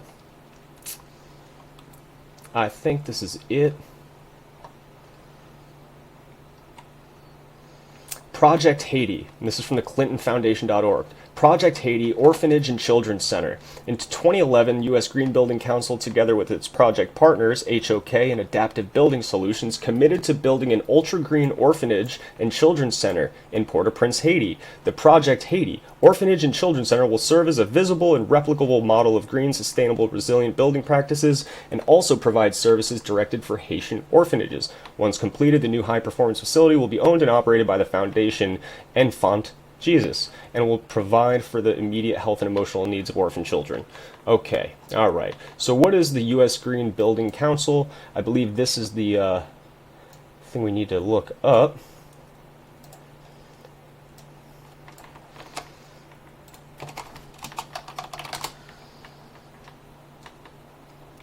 Bellagio's here. What's up, pal? What up, dude?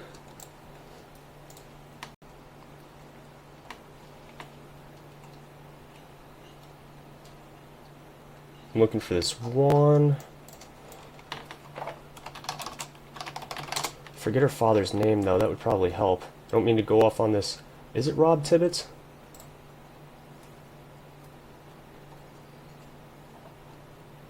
Yeah, Rob Tibbetts is the father of Molly Tibbetts.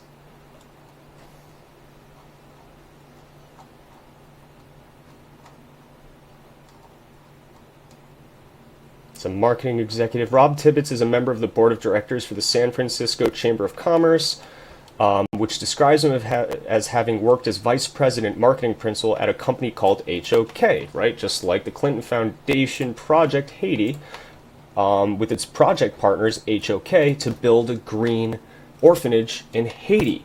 So even this dude's involved in building Haitian orphanage. I'm not even saying anything bad about him. I'm just saying, what are the chances? That was dominating news headlines forever. And last summer, it was a big deal, and go fucking figure. Oh, look at that.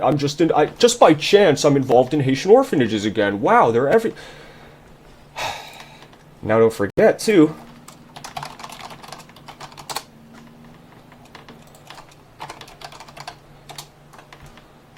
don't forget this. Just a little curiosity. I can't help but I just can't help but bring it up because it's just so fucking weird, man. Patterns, patterns, patterns. Yes, James Comey was in Iowa over the weekend. So it's just when these tweets load, that would be good. Let me check the comments in the meantime. So this is what James Comey tweeted. Good to be back in Iowa, and there he is just standing in a field. You see, James Comey, other than being an FBI director, or used to be one, and closing down investigations that really should not be closed down at all, he likes to take pictures of himself staring at rivers and staring at dirt. He likes to stare at trees and then puts faggy quotes in the tweets as if it's deep and existential. Goodbye, Iowa, on the road home, gotta get back to writing. Probably for a stupid-ass book that he's talking about. But it's just interesting that he was in Iowa, of all places, and publicized it on Twitter around the same time that Molly went missing. No, I am not insinuating that James Comey snatched Molly Tibbets up, but he had an interesting aside where he talked about shovels. Like, what are shovels used for? Like, that was his inspirational existential quote while standing in that Iowa field, that cornfield. It's like, what are shovels used for? It's like, what do you mean? They're used for digging. Like, you know what I'm saying? But so it's like this dude's in Iowa. Her father's fucking connected to Haitian orphanages. Comey's in bed with everyone else, the Illuminati, Clinton, the rest of them, etc. Just a very interesting aside. But as if it doesn't get any weirder, remember, all roads lead to Epstein and Haiti. Surely the Parkland shooting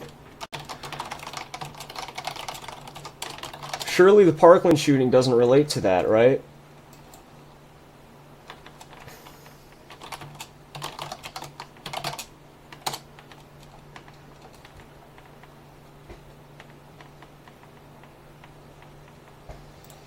Here it is.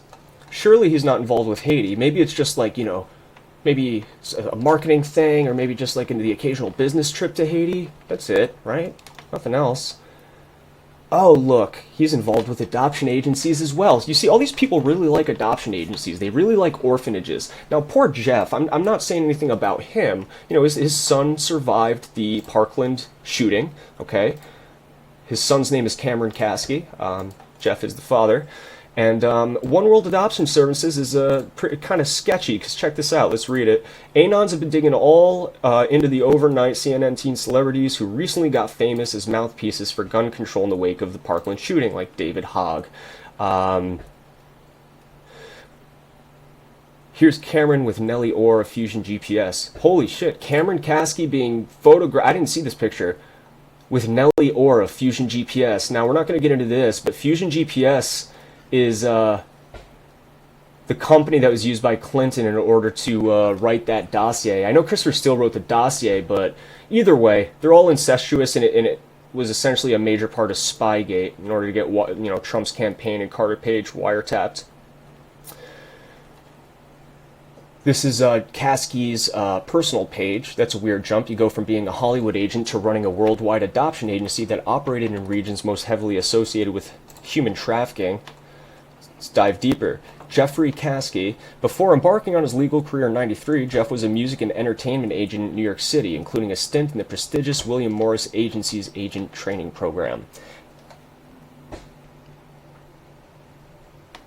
In addition to his career as an attorney, whose practice has been concentrated almost exclusively on adoption law, he's an attorney who only focuses on the law of adoption, right? So needless to say, if you're a human trafficker, you'd want to know Jeff Kasky, because he knows exactly how to toe that line of illegality and legality, right? So Jeff has been involved in law enforcement for approximately 20 years and fully certified and sworn police officer since '99. So Jeff's experiences in entertainment, adoption, and law enforcement give him a unique perspective from which to approach these types of cases. Let me reword that. Jeff's experience in entertainment, adoption, and law enforcement give him a unique skill set to facilitate and organize human trafficking organizations and human trafficking rings.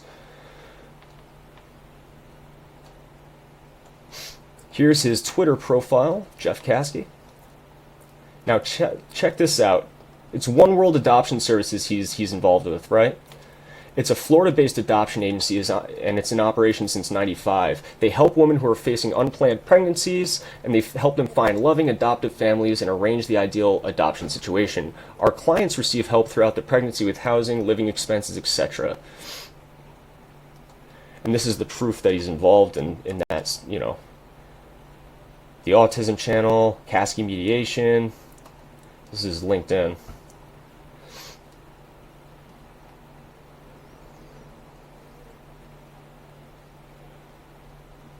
Vice President of Life Through Surrogacy. And here he is, Vice President of One World Adoption Agency. So there's the proof there. Uh-oh, looks like One World Adoption Services got in trouble for threatening a mother in Haiti. If she didn't give up her twins, they said, they would send her to prison. So 2 adoption agencies get sued. This is from an article in 2007. Ironically, it's the same year that the FBI declassified those documents of the FBI pedo symbols or whatever. 2 couples filed suit Tuesday against separate South Florida adoption agencies alleging a breach of contract and a host of other claims.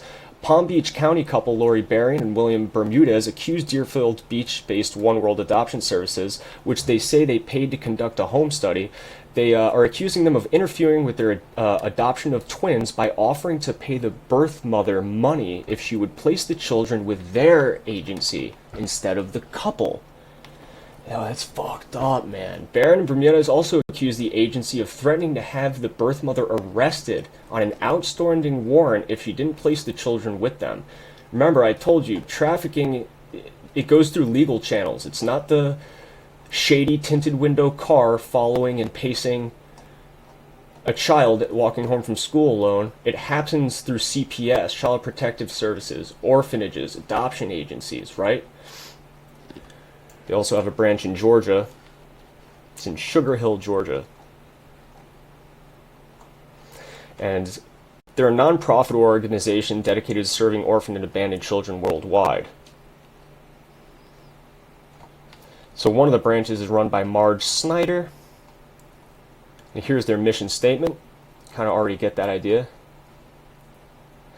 A blogger named Amanda documented some of the adoption corruption in the wake of the Haitian earthquake, where Hillary fast-tracked 83 Haitian kids to the U.S. In this case, One World Adoption Services got caught producing 120 children without any documentation. Remember, Silsby didn't have any documentation either. So what happened? We signed on with One World Adoption Services in November 2010 to adopt 2 kids. In 2011, after being told that our referral would come soon, since May 2011, we were sent a referral for 2 kids, Carolyn and Freddie, who were said to be 5 and 3.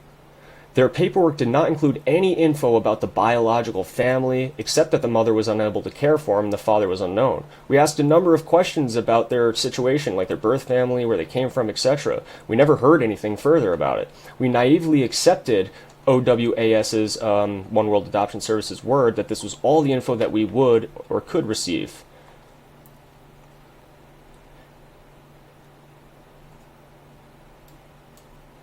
In February 2012, we passed court and received the parental authorization form. This was the first time that we ever heard that the bio mother would have to be contacted and actively relinquish her rights.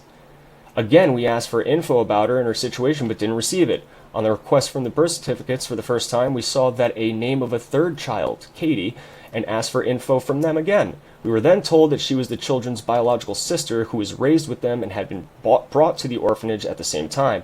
Based on this, we can only assume that when we had previously asked the adoption service for info about the biological family, they were not attempting to get that info. If they had looked into our questions, it would have been clear that the children had a sister in the orphanage. In the spring of 2012, the woman running the orphanage in Kinshasa was fired due to allegations of corruption. This started raising our red flags. When she was fired, she took at least 3 kids from the orphanages to her home. It's almost like gathering your shit from your desk before you got, like, after you got fired. Let me just go take a couple kids with me. Screw you guys. These children were later removed by the police and she was arrested.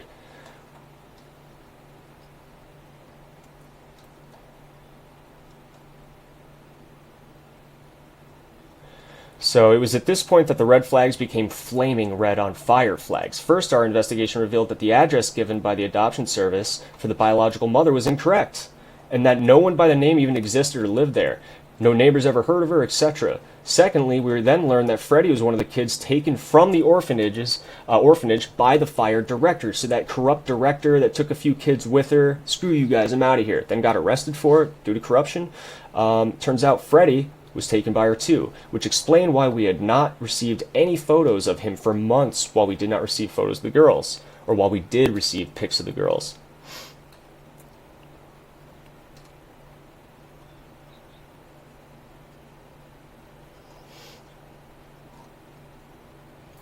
Corruption in the Congo, this was the last straw, or this was the straw that broke the camel's back. Reuters reports that the agency had to close in the wake of this scandal. Atlanta Adoption Agency closes after charges of violation in Congo. So Atlanta is an Atlanta-based international adoption agency, and it will close after it was suspended for 90 days by U.S. authorities over allegations that it paid bribes and used incorrect papers to adopt children in the Congo. So you see, this is some shady shit. Not only is it an orphanage or an adoption agency, but it's in Haiti, and it's well known for corruption, and shit had to shut down because of it. Here's One World Adoption Services and their logo, a little butterfly. I know it's just a butterfly, but again, you remember that earlier image? I don't know if it's this one here. Whoops. Right here, that butterfly there. I know it's kind of generic, it's pretty broad, you know. Butterfly. Butterfly, One World Adoption Services. Jeff Caskey and Robert Caskey. Wow, look at that. Isn't that amazing, guys? Smoking gun. So crazy. We definitely have to finish up here shortly, but I can keep going. But, you know, we do have to make this nice and pretty. You know what I'll do is maybe I'll figure something out, guys. I do have to summarize this for you all. The whole point of this project is to summarize shit, but it's just funny. I'm just fucking ranting for hours about it.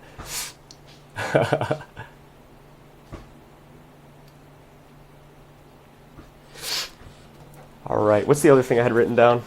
Oh yeah, you guys might not know this, but remember how I told you Sasha Lord, who's the band promoter, the event coordinator for Comet Ping Pong? Well, she also does event coordination for Standard Hotel, too, which is interesting. And, you know, Standard Hotel has, you know, like pizza on the walls and shit like that. I made a video about this as well.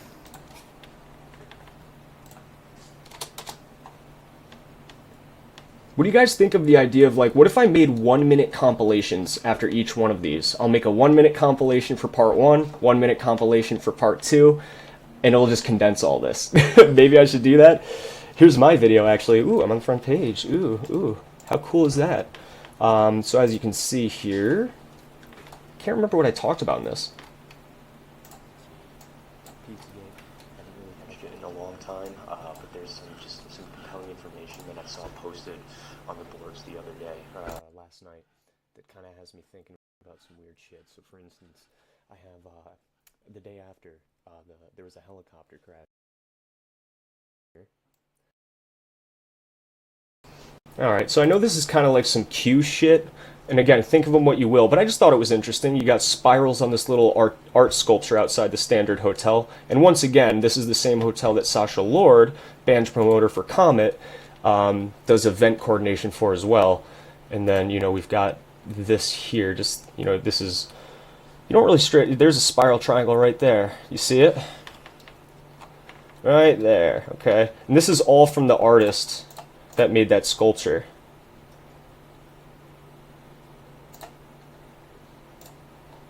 Then you see this. You see the one eye symbolism there.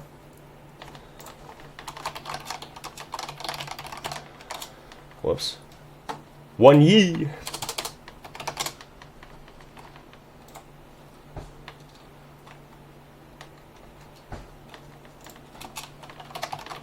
I forget the name of the foundation that had the symbolism, but we know that we're well familiar with this type of symbolism, you know, Illuminati cabal type of symbolism where they're covering one eye constantly. You mostly see it on like covers of like music albums, shit like that, rap, hip hop, etc.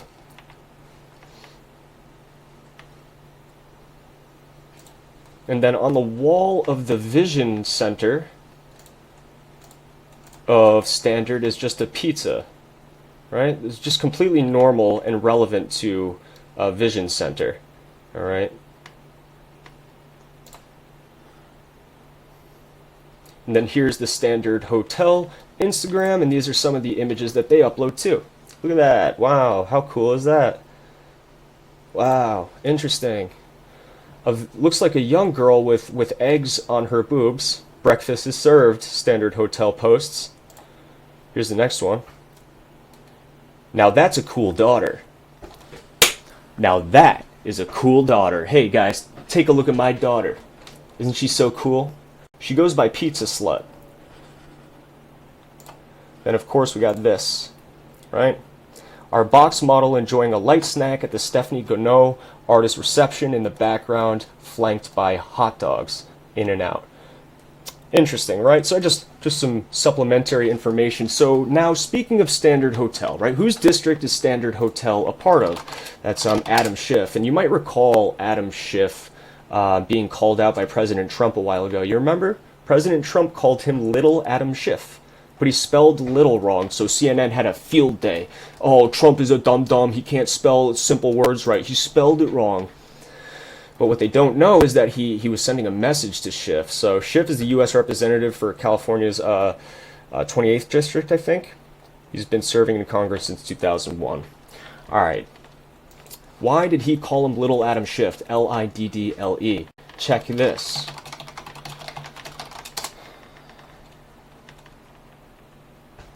Now, Adam Schiff isn't like directly involved in this, but it's a connection, okay? Just check this.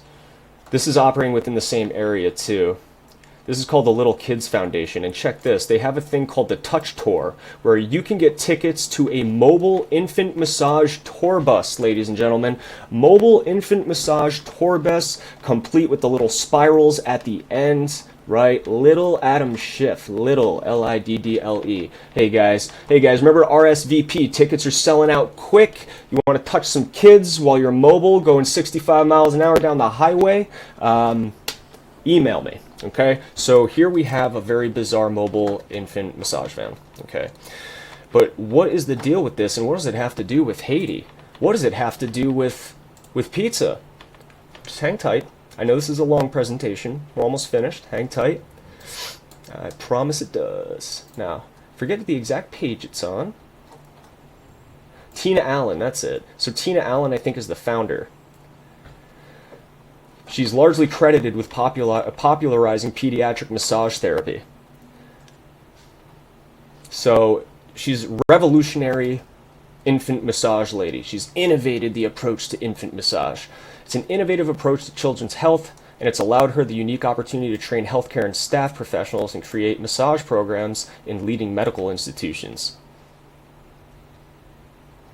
And these are all the institutions that allow this sick bitch to massage their infants. So I'm looking for a book, though. She has a book. Yes, she does. Here we go. Best-selling book. It's called A Modern-Day Guide to Massage for Children. Let's take a look. What is that? What's this about?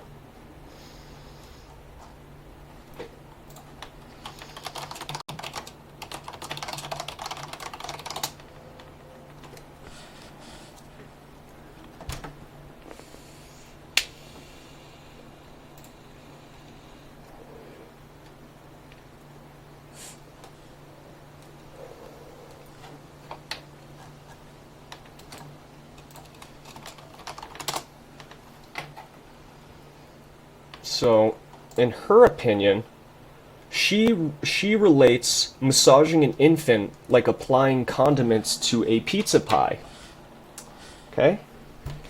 You see, guys, massaging the tense muscles of an infant. You see, infants are busy. They have a lot of stuff going on. They have immense stress and anxiety. They need to be touched and massaged gently because those little muscles are always working out. And you know what massages really remind me of? I'm going to play Psycho. I like to play this in my videos. Let's treat this as like a Rorschach test. It's one of those things where when I ask you, when I'm going to say a thing to you, I'm going to say massage. Leave in the comments below the first thing that comes to your mind. I don't care what it is. The first image, massage. What's the first thing you think of? I mean, me personally, I think of a pizza. Massage and pizza. It's the same thing, isn't it, right? Yeah, it's completely normal. The first thing massaging infants is really like applying condiments to a pizza, isn't it? These pieces of shit. It is real. I know, Ale. I know. I don't know how deep you're into this stuff, Ale, but I assure you it's real, it's depraved, but it makes you more powerful than ever to acknowledge it for what it is, know that it exists, etc. So trust me, the grass is a lot greener on this side despite covering a lot of gross stuff, okay? This is the image I'm looking for. But there's still one element missing, right? Tyler, you talked about pizza and the connect blah blah blah, but what about Haiti? Here you go. Here's Adam Schiff on his Instagram. Another infantile attack on the press by the president today. On behalf of all infants, Rose says it's beneath the dignity of the office. Okay.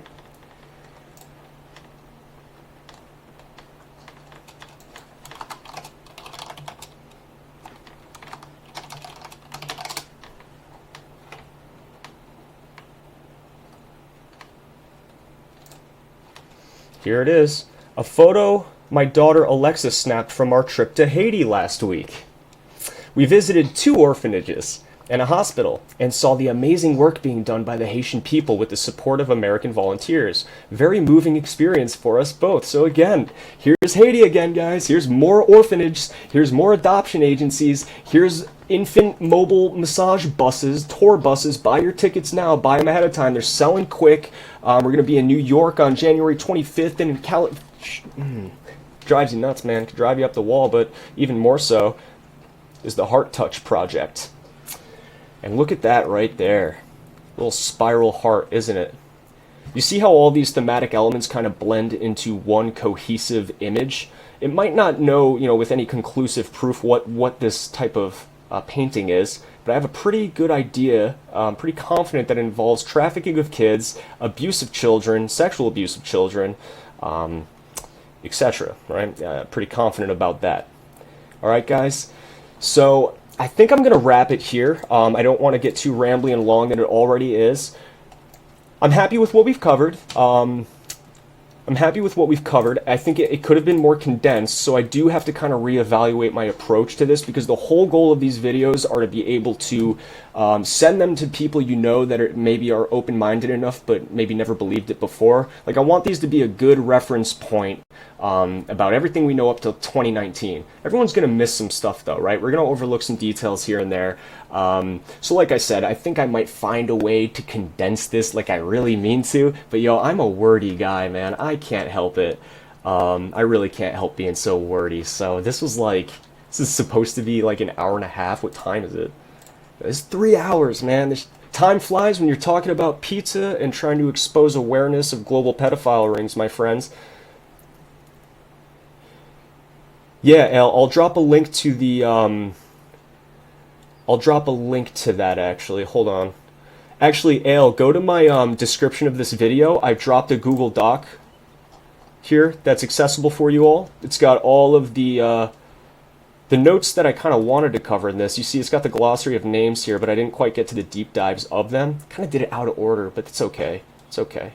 Here's all the sources. Some of them I haven't even touched because there's just too much information. But what I'll do is, I'll do that now for you.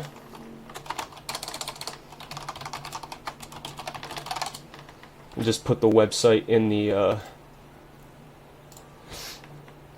docs.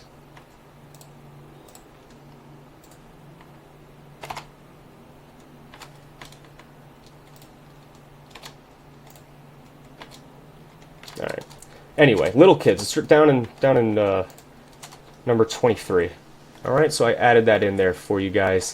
Alright, so anyway, I'm going to wrap it up, guys. I'm going to get some rest. I'm going to reevaluate how to approach this, because I really, really want this to be the go-to for anyone trying to get all the up-to-date information about Pizzagate in the year 2019. A lot's happened since then.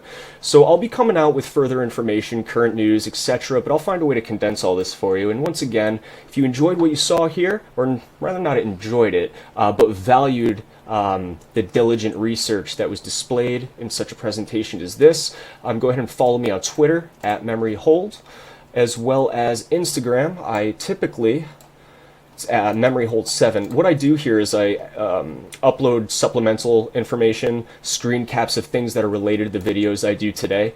So you can there's a bunch of good red pills on here too. Oh, actually, hold on. Let me play this one for you guys. I got a couple different ones. Hold on. We'll end off on two things. I shouldn't be laughing because you know what I mean, but fuck it. If you don't laugh, you just be crying all the time.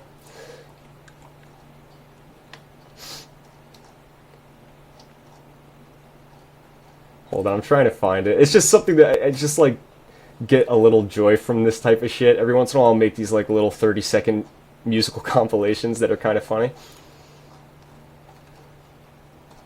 Kind of ruins it if I have to scroll a bunch for it. I should have gone here for it. Rob Tibbets is a member of the board of directors. Yeah, alright, could have just done that. You see what I mean? Kind of use this as like a cliff notes for all the shit you need to know about our investigations. Got the little kids here. Alright. Where are you? This is an old one I made though, so that's why I gotta scroll all the way down. I made a commercial for Comet Ping Pong. I sent it to James Alefantis. I never heard back, though.